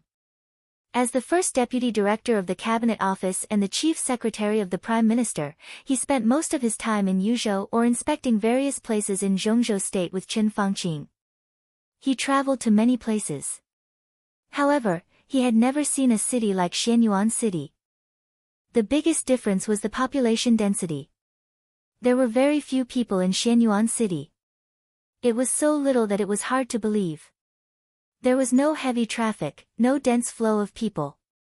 The wide streets, the beautiful city, the fresh air, and the almost cold population made everything in the city look very leisurely. It was an indescribable feeling of comfort. Is this really Tiannan? Tiannan Xianyuan City? Yuan Lin was dumbfounded. He walked out of the station in a daze and walked forward in a daze. Only when the person in charge of receiving him greeted him did he manage to regain his senses. Hello, Director Yuan. I'm Xiao Su from the police department. At the exit, a tall and straight young man wearing gold-rimmed glasses smiled warmly and respectfully reached out his hands to shake hands with Yuan Lin. Yuan Lin came back to his senses and took a deep breath. His tone was inexplicably low. Let's go. Xiao Su nodded and took the luggage from Yuan Lin's hands. She said softly, the car is in the underground car park. Yuan Lin grunted in acknowledgement and followed little Su down the elevator. The underground car park was also huge and clean with soft lights. There were not many cars parked inside, but it made Yuan Lin a little dazed again. As far as the eye could see, the sparse cars parked in various positions were basically all less than 300,000 yuan. 300,000 yuan was considered a small amount, and there were no less than 500,000 yuan. Yuan Lin looked at the Hyundai in front of Xiao Su. No matter how he looked at it, it felt shabby. This was Xianyuan City. This was Xianyuan City. Yuan Lin blinked his eyes. Everything was like a dream. He sat in the back of the car in silence. The sense of superiority in his heart had disappeared without a trace. The black Hyundai slowly left the car park, out of the station, and drove into the wide streets of Xianyuan City. Yuan Lin quietly looked at everything outside the window. Exquisite buildings, huge spacing, and sufficient greenery. The willfulness of Xianyuan City could be seen everywhere. No country could make such an extravagant urban planning. This was almost not a city, but a luxurious and exquisite huge garden. With such an exaggerated design style, how many people could this city accommodate after it was built? He had seen the urban planning submitted by the Xianyuan City Hall in the cabinet. The new Xianyuan City was about 6,500 square kilometers. Such a city area was not large. Compared with Yuzhou, which was 17,000 square kilometers, the area of Xianyuan City was only a little more than one-third of Yuzhou. But Yuzhou had a population of more than 20 million. What about Xianyuan City? Yuan Lin was not an expert in this area. He could only make a rough judgment. Such a city plan could accommodate at most hundreds of thousands of people. Using more than one-third of Yuzhou to accommodate hundreds of thousands of people, and it was not hundreds of thousands of people. 300,000 yuan. 400,000 yuan. What did it mean? Yuan Lin took a deep breath and said in a low voice, the development of Xianyuan City is really good. Yes, that's for sure. Only 1/5 of Xianyuan City has been completed. There are 5 districts in Xianyuan City, which are named simply, North, South, East, west, and the city center. Now, most of the places in the city have basically been demolished. Working day and night, the entire Xianyuan city is basically a construction site. We are now in the North District, where the construction has just started. However, the reconstruction of the city center has been completed. Only after going there and taking a look will you know how exaggerated it is. If this goes on, when Xianyuan city is completed, the entire city can almost be said to be a luxury. Hearing this, Xiao Su smiled and said, "But that's the future, Yuan Hall. Everything that you can see now is equivalent to 1/5 of Xianyuan city." Only after a while, Yuan Lin whispered to himself, "Where does the money come from? That's what our team leader wants to know." Little Su shrugged. Yuan Lin did not speak anymore. He seemed to be trying to figure out the source of the money of Emperor Dong's palace. He was Chen Fengqing's secretary. Chen Fengqing was the prime minister, and the main person in charge of the financial department of Zhongzhou state must be his confidant. Zhongzhou state still attached great importance to the construction of Xianyuan city. In the past 2 years, there had been 3 appropriations, totaling nearly 40 billion yuan. But this number was obviously not enough to build a city with almost nothing. Judging from the current situation, it was not nothing at all, but Emperor Dong's palace didn't want anything at all, and even spent money to demolish and rebuild the original foundation. 40 billion yuan was not even enough for the most basic construction. Plus the interests of the 5 Eastern European countries, and the investment of the wealthy families, Yuan Lin did not think that Emperor Dong's palace could build such a city. A city that could be described as a luxury. The black Hyundai drove into the city center in silence. Yuan Lin watched quietly, and his heart became more and more numb. Exquisite buildings, huge statues, gorgeous street lights, lush greenery, a grand square, the Hyundai drove all the way and finally entered a small forest. Well, a small forest in the city center. The corner of Yuan Lin's mouth twitched as if he was stimulated. The forest in the city center. He felt that the city center and the forest could not be connected at all. No matter how small this small forest was, it could be used to build at least a large residential area, a business circle, or, there were too many choices. But Emperor Dong's palace willfully built here, or rather, preserved a forest. All the buildings around seemed to adapt to the style of this forest, and it did not look out of place as a whole. Yuan Lin raised his head stiffly. The road in front of him slowly went up along a not obvious slope. At the highest point at the end of his sight was a pure white building like a castle. In a verdant forest, the castle was looming, with an indescribable pure beauty. The corner of Yuan Lin's mouth twitched. He wanted to say something, but he swallowed it back. He had made up his mind to complain about Emperor Dong's palace when he returned to Yuzhou. This city was luxurious and beautiful beyond Yuan Lin's imagination. But all of this meant nothing in his eyes. This was completely the capriciousness of the rich. To be exact, it was a reckless waste of resources. Hyundai kept going up.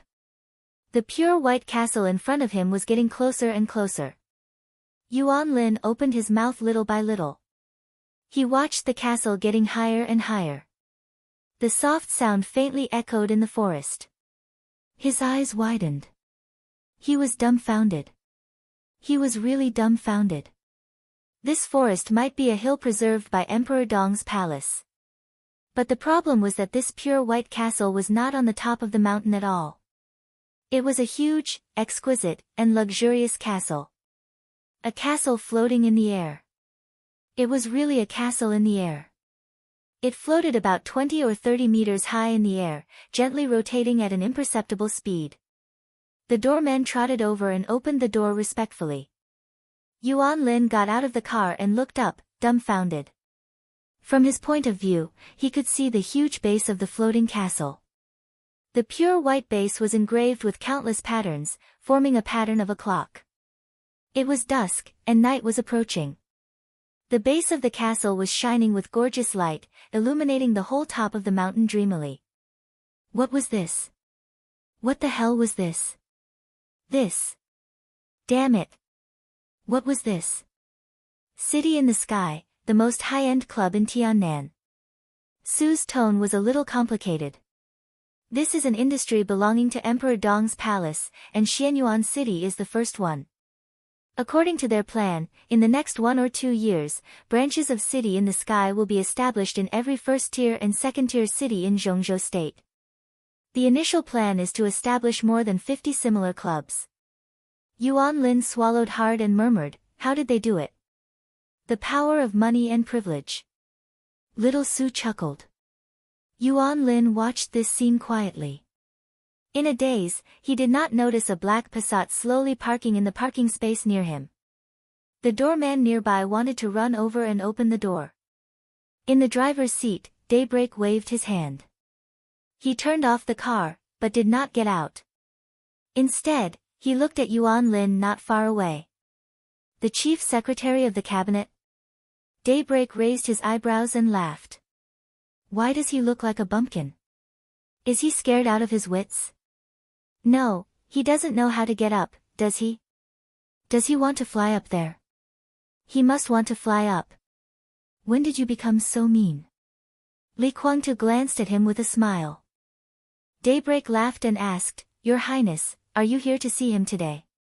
Li Kuangtu leaned against the back of the chair and narrowed his eyes. "Maybe, but he's not the one who asked me out." Chapter 904. The City in the Air. The most high-end clubhouse in Xianyuan City. As the Prime Minister's chief secretary, Yuan Lin was not a real bumpkin. He had been to so many so-called high-end clubhouses, but he had never seen such a bluffing clubhouse. It was a real floating castle. The whiteness was not dry, but a kind of warm and soft white that seemed to reflect light. The flickering light under the base of the castle was indescribably gorgeous in the gradually falling night. Yuan Lin was silent for a long time before he whispered, "How does it fly?" "It's an optical illusion."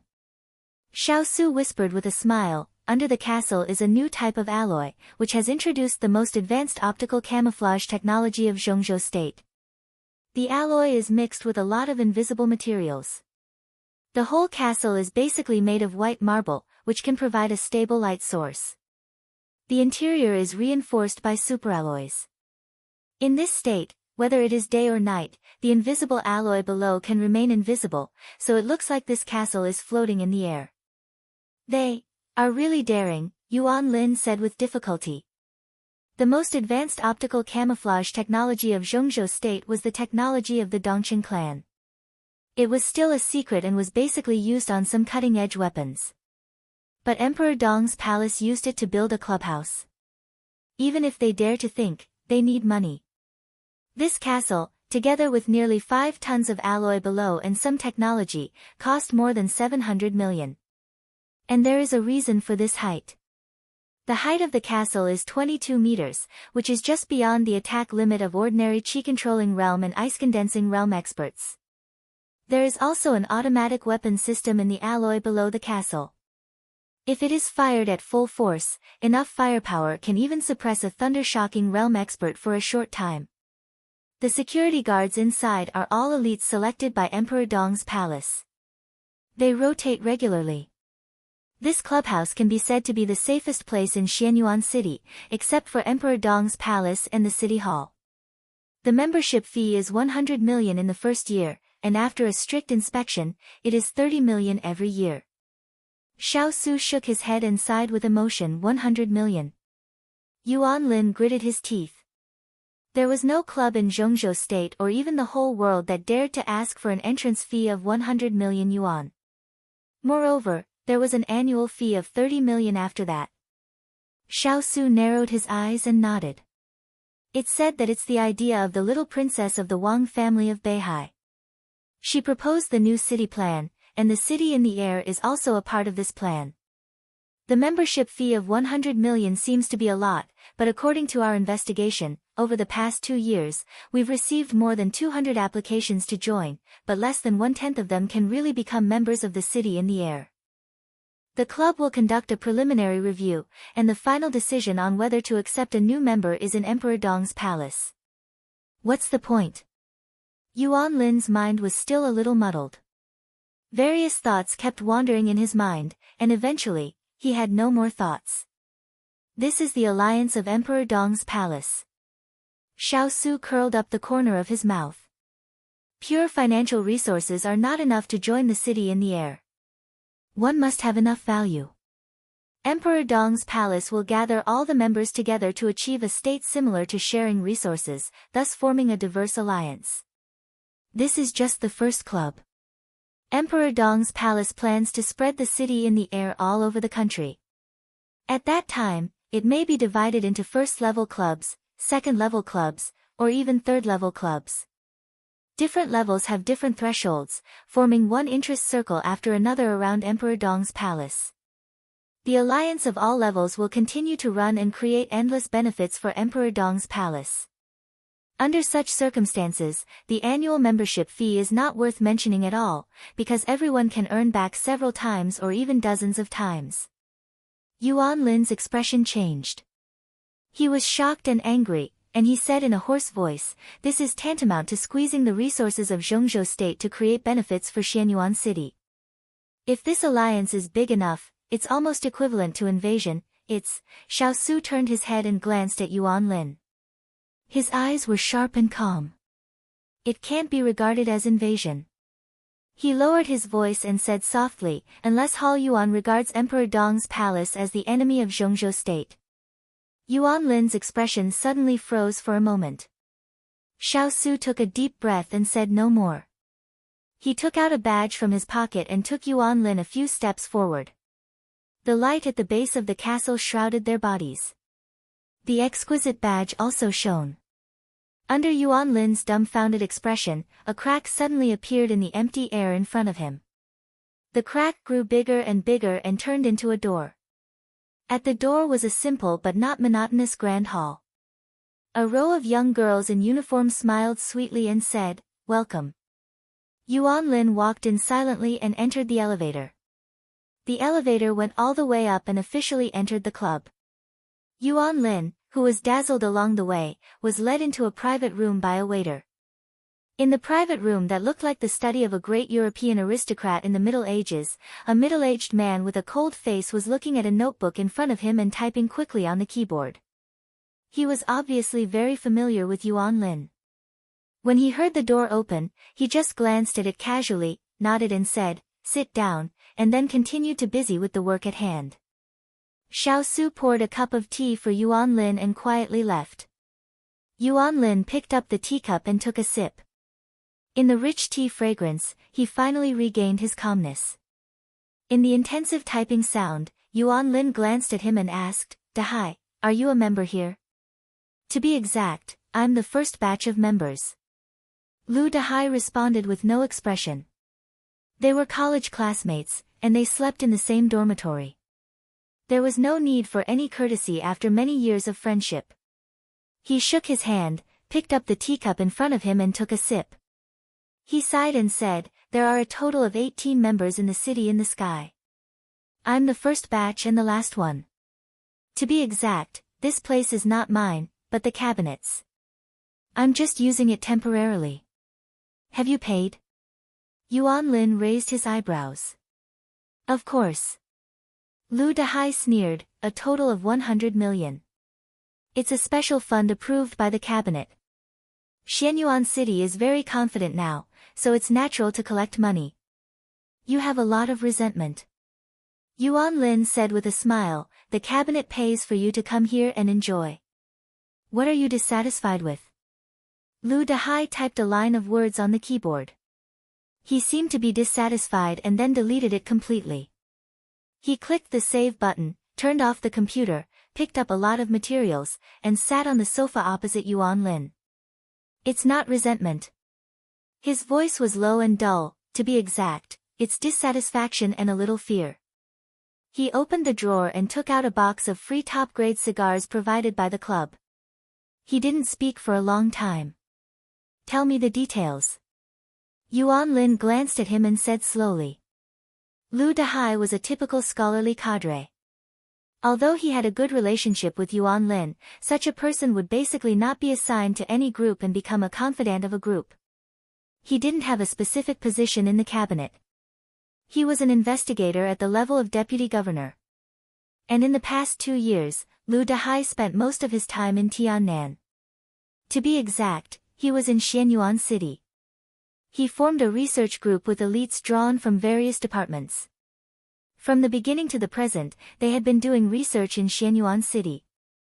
Some extremely important materials that didn't involve the secrets of Emperor Dong's palace were basically provided by Lu Dahai to Zhongzhou state. Obviously, Emperor Dong's palace also knew this. They didn't oppose or support the arrival of Lu Dahai, who didn't have the mark of a group. They completely pretended not to see him. In the past century, Lu Dahai had submitted more and more reports to the cabinet. In the beginning, he submitted 1 document a month, but now he submitted 3 or 4 documents a month. Basically, he submitted 1 document a week. Yuan Lin had 2 purposes for coming here this time. First, he wanted to secretly meet with a big shot in Tiannan on behalf of Qin Fangqing. Second, he wanted to contact Lu Dahai and learn more about the current situation of Xianyuan City. Xianyuan City, Lu Dahai lit the cigar. In the smoke, he thought for a long time seriously and said slowly, in the past 6 months, Xianyuan City has changed a lot. Everything you see now is basically built in the past 6 months. The city plan of the city hall has been submitted to the cabinet. It's only a part, not the whole. I've already said this in the report. Half a year ago, Xianyuan City was always being demolished. Except for the construction of Emperor Dong's palace, they only built an area near the city hall. I collected some relevant information and intelligence and carefully observed some investors who entered Xianyuan City. Then I asked Xiao Wang to make a relatively simple model, which can roughly analyze the financial resources of Emperor Dong's palace. Xiao Wang, you should know that I'm a senior investigator of the Ministry of Finance and I'm very professional in this aspect. Judging from the financial resources of Emperor Dong's palace half a year ago, their construction of Xianyuan City was relatively normal. That kind of construction speed allowed them to keep some relatively abundant funds. Lu Dahai took a puff of the cigar and said, but the situation suddenly changed half a year ago. The city hall began to introduce all kinds of projects. The urban planning images were thrown out as if they had been prepared for a long time. The whole city was being demolished. The downtown area near the city hall changed day by day.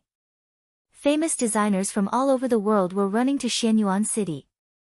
They gathered to design different buildings, streets, and greenery. The young mayor Ning of Xianyuan City said in an interview that he wanted the whole Xianyuan City to be a luxury. A large amount of money has been spent. Let me give you an example. Xianyuan City has been developing for 2 years. In the past 6 months, they have spent more money than the previous 1.5 years. Their expenditure is about 6 times more than the previous 1.5 years. In the past 6 months, some wealthy families have reduced the amount of investment in Xianyuan City under some pressure. The transfer of interests from the 5 countries in Eastern Europe has not increased significantly. Zhongzhou state has not allocated funds to Xianyuan City either, so where does the money come from? It's not a little more money out of thin air, but hundreds of billions of yuan out of thin air.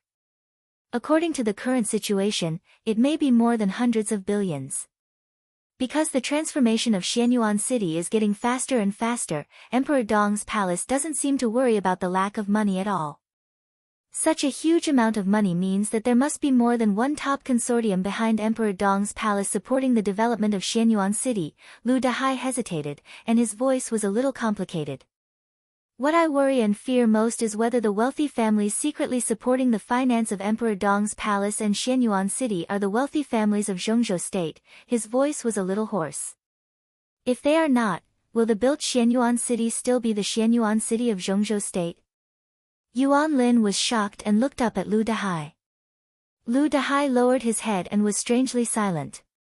In this case, it almost meant that Lu Dahai was accusing Emperor Dong's palace of treason and turning to foreign consortia. He thought about that possibility and shook his head subconsciously. Could it be the Wang family of Beihai? They definitely have the strength to do so. The financial situation of the Wang family of Beihai is very stable, and there has been no fluctuation in the past 2 years.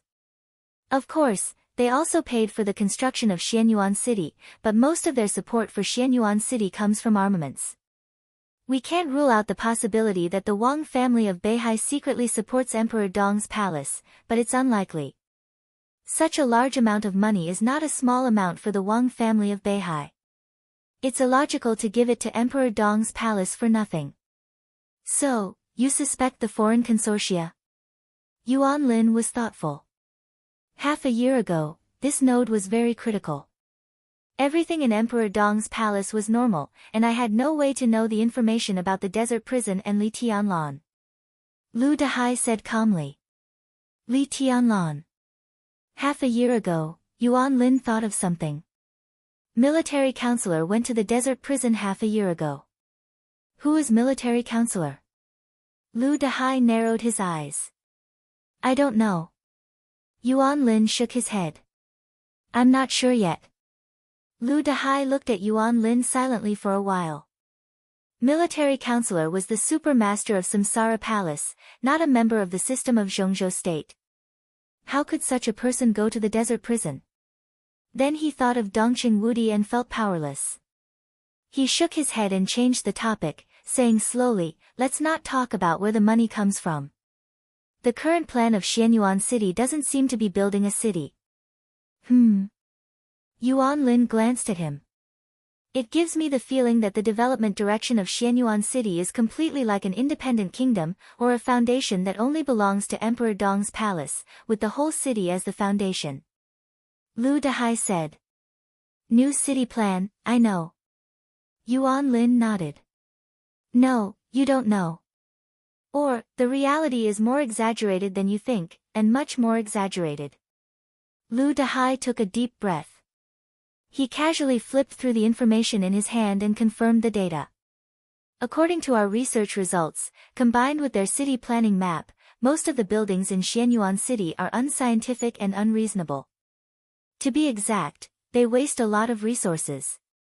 When you came here, you should have seen that there are no tall buildings in Xianyuan City, and the distance between buildings is almost extravagant.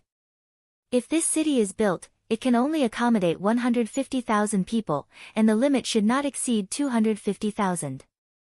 Compared with Yuzhou, the area of Xianyuan City can accommodate at least 8 to 10 million people, but here, the limit is only 200,000 people, which means that one person in Xianyuan City occupies the living space of dozens of people in Zhongzhou State.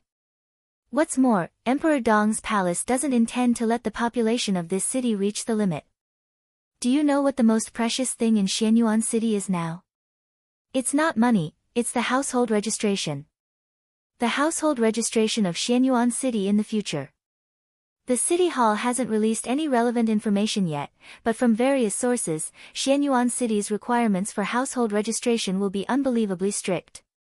At present, there are countless families who want to join Xianyuan City and settle down here, but only a few families have been promised by the City Hall and can settle down here in the future. The City Hall is currently considering the problem of household registration, followed by the problem of social welfare. It can be foreseen that, like this city which is almost luxurious, the social welfare of Xianyuan City will also be so high that it will be stunning. The social welfare of Xianyuan City is also astonishingly high. Because of the small number of people in Xianyuan City, there are only a few 100,000 or 200,000 people in Xianyuan City. With the financial resources that Emperor Dong's palace has shown right now, they can even afford to live for free. Lu Dehai paused and suddenly said, do you know what this means? Yuan Lin's face was gloomy. He nodded and said, it means that Emperor Dong's palace hasn't considered things outside of Xianyuan City, including Zhongzhou State. Emperor Dong's palace first considers the environment of Xianyuan City and Tiannan, and then Zhongzhou State. He narrowed his eyes and said coldly, the wolf's ambition is as clear as day. Some insider information shows that in the future, to join the household registration of Xianyuan City, one must first become a part of Emperor Dong's palace. That is to say, outsiders are not welcome here. In the whole city, in the long run, even in the whole province, as long as one is from Tiannan, he must be a member of Emperor Dong's palace. This should be a recent change made by Emperor Dong's palace, not the original part of the new city plan. It may come from the military counselor of Samsara Palace, or the new patriarch of the Lin clan. It may also be Li Tianlan's own idea. They have learned from the game between Zhongzhou State and the Wang family of Beihai. Emperor Dong's palace wants to completely turn Tiannan into a part of itself. It's naked, not as subtle as the Wang family of Beihai. A province. Everyone is a member of Emperor Dong's palace. At least one of their family members will work in Emperor Dong's palace. Emperor Dong's palace will build the best city, the most luxurious conditions, the highest social welfare. All of this is like a dream.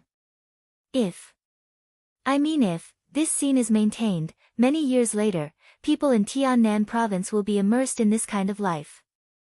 They will be used to it. When Zhongzhou State treats Emperor Dong's palace like the Wang family of Beihai, what will happen to the people in Emperor Dong's palace whose best living conditions are destroyed? Yuan Lin's body trembled slightly.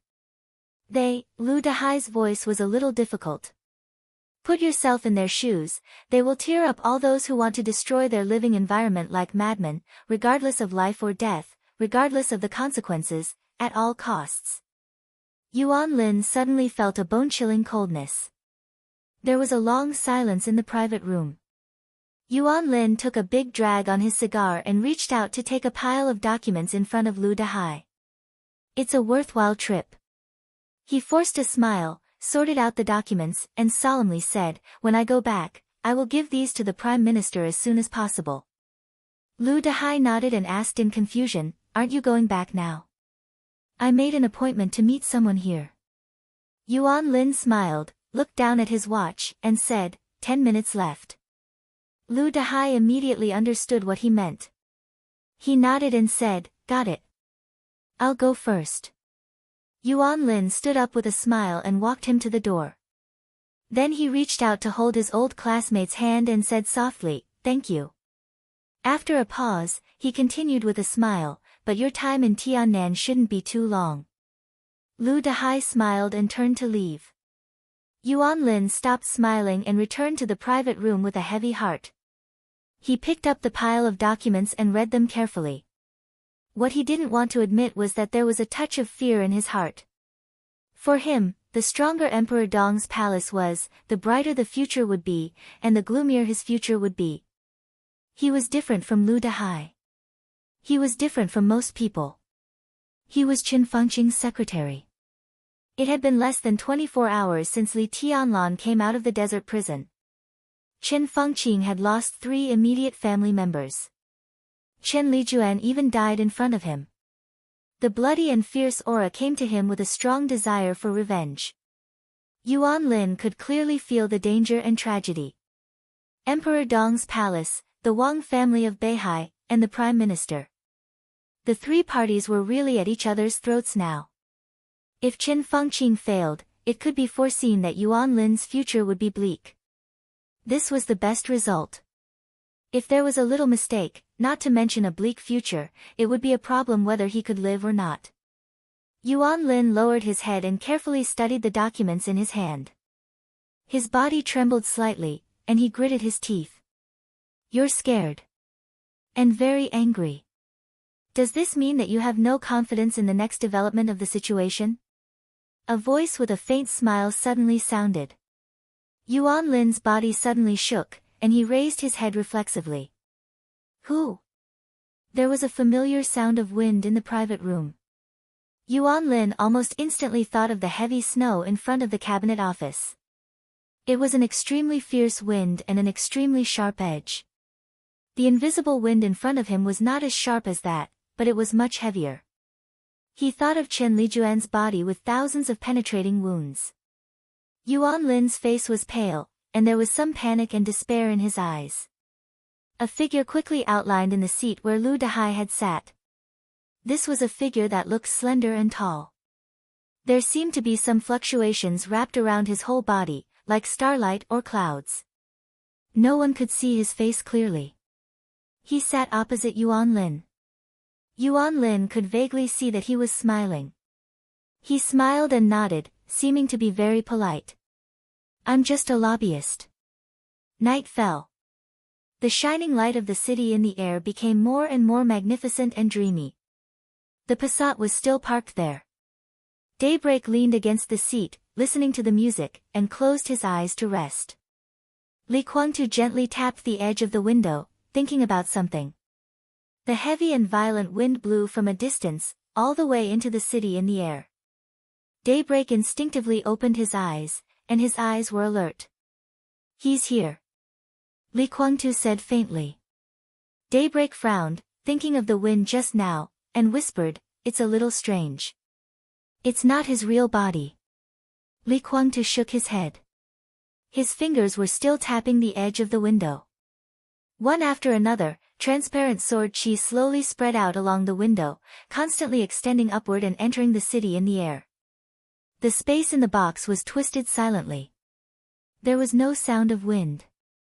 The air twisted into a vortex at a speed visible to the naked eye. The vortex kept spinning, and it became more and more scattered. Countless scattered lines outlined Li Kuangtu's figure, which looked more and more real. Yuan Lin was stunned, then stood up and said respectfully, "Your Highness." Li Kuangtu raised his head and looked at Yuan Lin quietly. After a while, he nodded slightly and said casually, "Sit down." Yuan Lin seemed to have adapted to the unusual way the two guests appeared, and slowly sat down. "It's not you who asked me out." Li Kuangtu glanced at Yuan Lin, and then his eyes fell on the cloud of starlight in front of him. It was a cloud of starlight that even he could not see through. "It's me who asked you out." In the cloud, His Majesty smiled sincerely. "I have a lobbyist, Your Highness. Since you are here, you might as well listen to what he has to say. The price offered by the Prime Minister of Zhongzhou State is generally not low. If you can reach an agreement directly, I am willing to keep silent throughout." Li Kuangtu carefully examined His Majesty's figure. The sword chi was densely intertwined, forming an extremely blurry domain. Obviously, the other party was not his real body. It was a sword energy projection like him. Li Kuangtu looked at it quietly. For a moment, he did not know whether the other party did this out of caution or to show his strength in front of him. He was silent for a while, looked at Yuan Lin, and asked directly, "What does Chen Fangqing want to say?" "The Prime Minister hopes to have a deep cooperation with the Purgatory of Heaven capital," Yuan Lin said respectfully. Li Kuangtu moved. The sword energy projection suddenly became illusory, but his face became more and more real. For example, Yuan Lin could not adapt to the other party's straightforward rhythm. He could only bite the bullet and said, "The Prime Minister hopes that Your Highness can participate in the decisive battle in Beihai. At least for now, he has the same position as you. If you can make Emperor Dong's palace disappear, the Prime Minister is willing to give you a reward that you can't refuse." Li Kuangtu snorted softly and said calmly, "Be more detailed." "As long as Emperor Dong's palace and the Wang family of Beihai disappear, he can decide to give a part of the core industry of the Wang family of Beihai to the Purgatory of Heaven capital. At the same time, he will officially accept the Purgatory of Heaven capital back into Zhongzhou State and be responsible for the development of Tiannan." Yuan Lin took a deep breath and said calmly, "That is to say, if you can satisfy the Prime Minister will definitely satisfy you. In the absence of Emperor Dong's palace, Tiannan, including Xianyuan City, will belong to the Purgatory of Heaven capital in the future." "That sounds pretty good," Li Kuangtu said lightly. Yuan Lin took a puff of his cigar. In the light smoke, his voice was a little low. "The Prime Minister can do that." Li Kuangtu did not comment. Now, Chen Fangqing's promise was undoubtedly a bit funny. However, if Emperor Dong's palace and the Wang family of Beihai disappeared, Chen Fangqing could indeed do that. Cooperating with Chen Fangqing meant joining the alliance of His Majesty in front of him. Li Kuangtu quickly thought about the pros and cons. He suddenly looked at His Majesty in front of him and asked, "Do you have anything to say?" "I only have one question," His Majesty said with a smile. "Now the whole dark world thinks that Li Tianlan will become the new chosen one. Your Highness, have you really seen or understood the ultimate state of the chosen one?" "The ultimate state of the chosen one?" Li Guangtu's pupils shrank slightly. Before he could speak, His Majesty had laughed. You don't want to see it. He smiled and said, I can guarantee that. So, this is the reason for our cooperation this time. Divine Emperor of Nine Heavens. Chapter 905. Li Guangtu quietly looked at His Majesty in front of him and remained silent for 5 minutes. The extreme state of the Chosen One. For him, this was an extremely strange word. The Chosen One was the Chosen One. This was not a realm, so where did the extreme state come from? He took out a cigarette from his pocket and pulled out one. Yuan Lin subconsciously handed him a cigar with both hands. His Majesty's eyes narrowed, a little playful.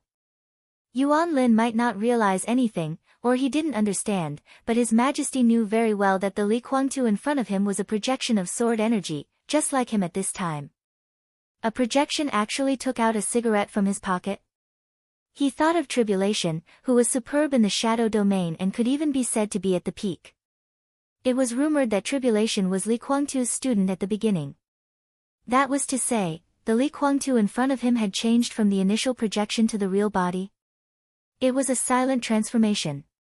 His Majesty didn't even notice it. Based on this alone, he could roughly judge the degree of Li Guangtu's recovery. Was such a move a deterrent from the other party to him? Or a warning? Li Guangtu waved his hand, stubbornly lit the cigarette in his hand, took a deep breath, and said in a low voice, Extreme state? There was obvious doubt in his eyes. That's the extreme state. His Majesty nodded affirmatively. The most invincible person is in the most perfect state. The corners of Li Guangtu's mouth twitched, and his eyes clearly said, Don't talk nonsense with me. Thick smoke came out of his mouth, and his smile was a little playful. I've been to Eastern Europe, but I didn't see you in Mormons. His meaning was obvious. In the past 100 years, it could even be said that after the ancestors of the Wang family of Beihai and the Lin clan, the only one in the whole dark world who could be called the Chosen One was Wang Tianzong. This title was not a clear realm, but a powerful and invincible dominating power that could completely sweep everything. Wang Tianzong's performance in Mormons fully deserved this.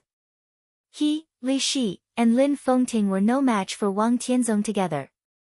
Without the eternal sword, Li Guangtu had reason to believe that Wang Tianzong in that state might not be a match for Wang Tianzong even if he was besieged by a few more people, or even if all the experts at the peak of the invincible realm in the dark world attacked him together. Such an invincible realm was called the Chosen One, and Li Guangtu recognized it. He had seen, faced, and battled the so-called geniuses. And this so-called His Majesty didn't even appear on the battlefield, yet he was talking to him about the extreme state of the heavens' favorites. How ridiculous was that? His Majesty looked at Li Guangtu and said with a smile, I didn't go to Mormons. Li Guangtu narrowed his eyes. He didn't know if the other party was telling the truth or not. He just said casually, so. It's not important. His Majesty shook his head. You and I both believe that as long as there is enough time, Li Tianlan will reach Wang Tianzong's state sooner or later. I don't know how much confidence you have in continuing to break through, but for me, the possibility of me reaching that level is not high. To say the least, even if I can reach that level, Wang Tianzong was far from reaching the limit of the Chosen One at that time. His strength may be enough, but his ruling power is far from enough. Li Guangtu chuckled and said with a faint smile, Then tell me, what do you think the limit state is? Or, where have you seen it before? His voice was cold. At this moment, he really felt that he had been ridiculed. In Mormons, he and Lin Fengting broke through to the peak of the invincible realm and entered a new level. Together with Li Shi, who was at the peak of the invincible realm, they formed the most powerful fighting combination. But the trio was easily defeated by Wang Tianzong. And such a result, in His Majesty's eyes, was Wang Tianzong not ruling enough? Did he mean that Wang Tianzong was not strong enough? Or did he mean that he, Lin Fengting, and Li Shi were too trash at that time? His Majesty seemed to realize something. After a moment of silence, he said softly, Sorry, no matter what you think, I don't mean to ridicule you. It's just that Wang Tianzong did not reach his limit state, and I haven't seen that state with my own eyes. Otherwise, I wouldn't be alive. But I can be sure that that state exists with a high probability, especially now, it's almost 100%. To be precise, if Wang Tianzong and the Chosen One reached the so-called limit state at that time, you, Li Shi, and Lin Fengting didn't even have the chance to draw their swords. In that state, martial arts, Thunder-Shocking Realm, Invincible Realm, Peak of the Invincible Realm, or the so-called half-step Chosen One, are all meaningless. They are all ordinary people, or rather, they are all non-entities. Li Guangtu raised the corners of his mouth, and his smile became more and more obvious. He nodded seriously and said sincerely, "Amazing, really amazing." "You don't believe it?" In the starlight clouds, His Majesty seemed to frown. "I believe it. Let me tell you a secret. The limit state can also be surpassed. The Chosen One who surpasses the limit state can topple mountains and overturn seas. Do you believe it?" Li Guangtu laughed, but his voice did not contain the slightest hint of a smile. His indifferent eyes were full of disapproval. His Majesty waited until his laughter stopped, shook his head, and said lightly, "The 13th floor." Li Guangtu was stunned. His Majesty sneered. "Isn't the sword in the desert enough to explain the problem? That sword penetrated a distance of tens of thousands of meters in 1 second, no, in half a second. The air combat team, the armored corps, the invincible realm, the murderous weapon, nothing could stop it. The 13th floor is a sword formation, and Xianyuan Feng is a murderous weapon. The murderous weapon is alive, yes, but without Li Tianlan's sword intent and sword energy, do you think Xianyuan Feng can do this? Well, even if this doesn't explain anything, what about Mormon's sword? The Master of Samsara Palace is at the peak of the invincible realm. Xianyuan Feng only had the eternal sword in her hands, which directly ended Wang Tianzong. Doesn't this explain the problem? What realm is Li Tianlan in now? What realm is the Master of Samsara Palace? Why don't you think about it? If Xianyuan Feng in his heyday was in your hands, how much power could he exert? If Wang Tianzong didn't have the coldness of 9 states in his hands at that time, but Xianyuan Feng, what state would he be in? Li Guangtu suddenly fell silent. His face became extremely gloomy in an instant. This question, he really didn't seem to think about it. Mormon's eternal sword ended Wang Tianzong and also led to the death of the Master of Samsara Palace. Everyone thought that it was the Master of Samsara Palace's desperate outburst and the incredible sword formation of the 13-story tower. Almost no one thought that it was Xianyuan Feng's problem. No one mentioned this question after Wang Tianzong was ended and the Master of Samsara Palace died. It wasn't until the sword appeared in the desert the day before yesterday that people realized the nature of Xianyuan Feng. But immediately after Li Tianlan left the desert, the revenge of the Wang family of Beihai and Emperor Dong's palace came roaring. When the undercurrent of Zhongzhou state was surging, Li Tianlan appeared in Sai City again. The bloody storm directly swept through the 2 legions of Snow Country. People didn't have time to consider the specific problem of Xianyuan Feng, until His Majesty pointed it out in front of Li Guangtu. Extreme state, Li Guangtu took a deep breath and muttered to himself. Now there are still a few murderous weapons in the dark world that haven't integrated with Xianyuan Feng, and Li Tianlan hasn't entered the invincible realm. Even so, with Xianyuan Feng in his hand, do you have the confidence to win? When he officially reaches the level of Wang Tianzong, in the peak state, with the most complete and fully charged Xianyuan Feng in his hand, that's the extreme state of the Chosen One. Do you think you have the chance to draw the sword? His Majesty's voice was faint. Li Guangtu held a cigarette and sat expressionlessly, motionless. In addition, I can guarantee that both the sword formation of the 13-story tower and Xianyuan Feng are very compatible with Li Tianlan. Well, it's the kind of compatibility that you can't imagine. One of the map of God of War of the Li family should focus on balance and physical strength, which means that Li Tianlan can enter the invincible realm faster. Not to mention the extreme state of the Chosen One, it's hard for us to stop Li Tianlan at the peak of the invincible realm, unless we can take away his Xianyuan Feng. Is there a chance? Li Guangtu suddenly asked. Taking away Li Tianlan's Xianyuan Feng, this not only reduced the upper limit of Li Tianlan's combat capability, but also enhanced the strength of their own side. His Majesty's aura became deep in an instant. He was silent for a long time, then shook his head slightly and said quietly, "It's hard to say at the moment." He hesitated and seemed to be a little hesitant. "Even if there is a chance, it's not very sure. The Xianyuan Feng taken away will also fall into the hands of the Wang family of Beihai. Li Tianlan will grow up very fast, but Wang Tianzong's injury is also unknown. Moreover, Xianyuan Feng has a complete consciousness. Such a sword, unless it is willing to betray Li Tianlan, we can't use it." Li Guangtu fell silent again. He was a little annoyed and lit another cigarette. Facing the current Li Tianlan and Xianyuan Feng, "If you go all out, how sure are you to kill him?" His Majesty suddenly asked. Li Guangtu narrowed his eyes and seemed to be thinking. After a while, he said lightly, "If it's a one-on-one fight, I'm not sure I can kill him, but if it's a one-on-one fight, I'm at least half sure." His tone was very calm. He was determined to kill Li Tianlan, and he was very eager. But if it was a one-on-one fight, he was really not sure that he could kill the current Li Tianlan. Therefore, he took a fancy to the upcoming final battle in Beihai.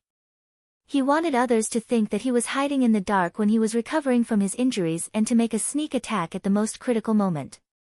One fatal blow. Li Guangtu didn't care at all whether it was glorious or not. After he occupied Emperor Dong's palace and Tiannan and created a new dynasty, who would remember the story of the loser? And it happened that Qin Fangqing also wanted to cooperate with him. Li Guangtu didn't agree, but he didn't have any reason to refuse. The key was how many benefits or valuable promises he could get. His appearance here had already shown his attitude, and he believed that His Majesty and Yuan Lin beside him were clear about this. "How sure are you?" Li Guangtu's tone was low, and he stared at His Majesty in the clouds. The starlight cloud around the other party was a domain that was condensed to the extreme. In terms of martial arts level alone, Li Guangtu could be sure that the other party's martial arts level also surpassed the peak of the invincible realm and stood at the same level as him. This shocked Li Guangtu secretly, and he was also a little vigilant. Even if the final battle in Beihai would go smoothly and get the result he wanted, there would also be obstacles on his way in the future. Not to mention Wang Tianzong, whose state was unknown, the mysterious His Majesty in front of him was destined to be a big threat in front of him. However, the other party's state seemed a little strange. The other party's realm was there, but his aura was extremely unstable. For a moment, Li Guangtu couldn't determine the other party's true combat strength. "I'm not sure at all. Li Tianlan has Xianyuan Feng, and I'm no match for him at all. But I can barely protect myself." In the clouds, His Majesty's laughter was very sincere. Li Guangtu couldn't be sure whether it was true or not, so he could only take it as a lie. The current situation is very clear. Li Tianlan has become very dangerous. Time is always on his side. We don't have time. We can't even wait for a year now, let alone 10 years. Li Tianlan's state is perfect in all aspects. This may cause him some trouble, but as his martial arts and body are balanced, he will soon enter the invincible realm. The best way is to kill this huge threat in advance. This final battle in Beihai is a good opportunity, even the best one. His Majesty's tone became serious. "Neither of us is sure to deal with Li Tianlan with Xianyuan Feng, but if you and I work together, we are almost 100% sure to kill him. Now the situation in Zhongzhou state is complicated. If Li Tianlan dies, it will be good for everyone. Prime Minister Qin Fangqing can get out of trouble. As for you and me," he laughed. "As long as we win the final battle, Tiannan will belong to you, and Kunlun City will belong to me. The city belongs to me. This is the best outcome. Tiannan will belong to you." This sentence directly stabbed into Li Guangtu's heart. He thought of the castle that was like a mountain. He thought of the big and exaggerated fountain square. He thought of the whole Xianyuan city that was like a huge construction site. He thought of the city in the air club at this moment. He thought of the tens of thousands of square kilometers of Tiannan. What Lu Dehai's research group could collect, so could the Purgatory of Heaven capital. It might not be so detailed, but it was enough for Li Kuangtu to know what Xianyuan city meant. Those things that made them jealous, envious, afraid, and fearful, everything was what Li Kuangtu wanted the most. Even in his dreams. Li Kuangtu took a deep breath, narrowed his eyes, and glanced at Yuan Lin. The first deputy director of the Cabinet General Office, who had been silent, finally found an opportunity. He subconsciously straightened up and said with a smile, "Your Highness, on behalf of the Prime Minister, I can promise the Purgatory of Heaven capital that as long as there is no Emperor Dong's palace and the Wang family of Beihai in Zhongzhou State will fully support the Purgatory of Heaven capital." In fact, this is not only a promise, but also a practical need. We can't let the dark world of Zhongzhou State fall into chaos and become a masterless area infiltrated by various forces. Without Emperor Dong's palace and the Wang family of Beihai, we must find a new guardian. Your Highness, you used to be the god of war of Zhongzhou State. For us, you are the most suitable candidate. The god of war of Zhongzhou State is not me. Li Kuangtu twitched the corner of his mouth. Perhaps many years ago, he was the god of war of Zhongzhou State in many people's hearts. But he had never sat in that position. At that time, the god of war of Zhongzhou State was his father, Li Honghe. He was just the commander of the Border Control Corps of Zhongzhou State. The first commander of the army. Yuan Lin's smile stiffened, and then he changed the topic awkwardly. He forced a smile and said, "Your Highness, you should know that even the Prime Minister needs support. We are very sincere." Li Kuangtu nodded and looked at His Majesty. "Me and him. You and I can coexist." His Majesty said with a smile in his voice, "We must also coexist. This is a plan that everyone, including Li Huacheng, can accept. Because of balance."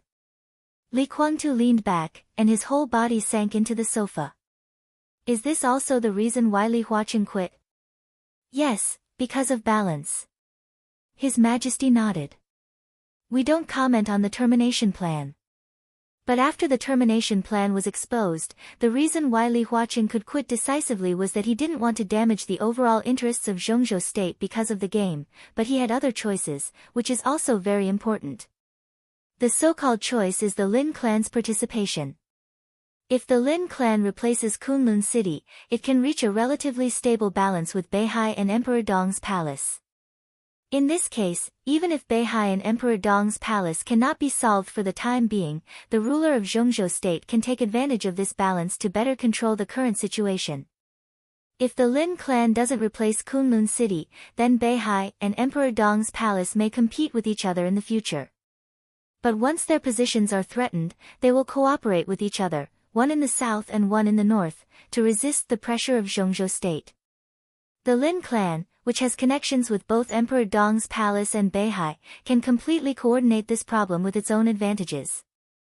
If not for this, even if Li Huacheng knows about the termination plan, he can only bite the bullet and go on without a way out. So in Li Huacheng's heart, neither Beihai nor Emperor Dong's palace is the most important. What matters is balance. Li Huacheng can completely accept the destruction of Emperor Dong's palace and Beihai. He is the president, and his most basic requirement is stability. If stability can make the future of Zhongzhou State better, he will definitely accept it. Your Highness, there is no grudge between you and me. If we replace Kunlun City and Emperor Dong's palace respectively, we can also reach a new balance. Compared with the uncontrollable Li Tianlan and the profound Wang family of Beihai in the future, our existence is more acceptable to Zhongzhou State. Li Kuangtu was silent for a while. He looked at Yuan Lin and suddenly asked, "What exactly do you need me to do?" "Two aspects." Yuan Lin narrowed his eyes and chuckled. "First, the Prime Minister hopes that you can transfer the elite forces of the Purgatory of Heaven capital to Beihai, go all out to win, kill Li Tianlan, and completely destroy Mount Dibing. Second, during the decisive battle in Beihai, the Prime Minister hopes that the Purgatory of Heaven capital can destroy Emperor Dong's palace and occupy Xianyuan city as soon as possible. I can go to Beihai by myself. Li Kuangtu frowned. This is not a suitable choice. Yuan Lin said cautiously, Li Tianlan, Situtsang Yue, Wei Kunlun, Flaming Fire, Sai City, Mount Shu, and a large number of elites of the Dark Knights. Although Emperor Dong's palace suffered heavy losses in the desert, Li Tianlan can still mobilize a lot of forces, which is not easy to deal with. His Majesty's sword chi projection shook slightly. Li Kuangtu frowned and looked at Yuan Lin. Do you need me to analyze the situation in Northern Europe with you? Li Kuangtu said lightly, or do you have no confidence in the Jiang family of South America and the Vatican? The forces of the Jiang family of South America and the Vatican are restraining the Dark Knights in Northern Europe, and Flaming Fire is unable to take care of them. As for Situtsang Yue and Wei Kunlun, they are from Zhongzhou state after all. Can't the Prime Minister even restrain them? Under normal circumstances, we can do it. Yuan Lin narrowed his eyes and said with a smile, but if Li Tianlan loses his mind, we can't guarantee that we won't fall out with Sai City and Mount Shu. At that time, he will gather all the forces he can and kill in the decisive battle regardless of the consequences. Lose his mind? Li Kuangtu subconsciously changed his posture. He leaned more comfortably on the sofa and asked slowly, why would Li Tianlan lose his mind? Because of the termination plan. Yuan Lin said quietly, now, we can't give up the termination plan. His voice was calm and cold. Wang Yuetong is about to die.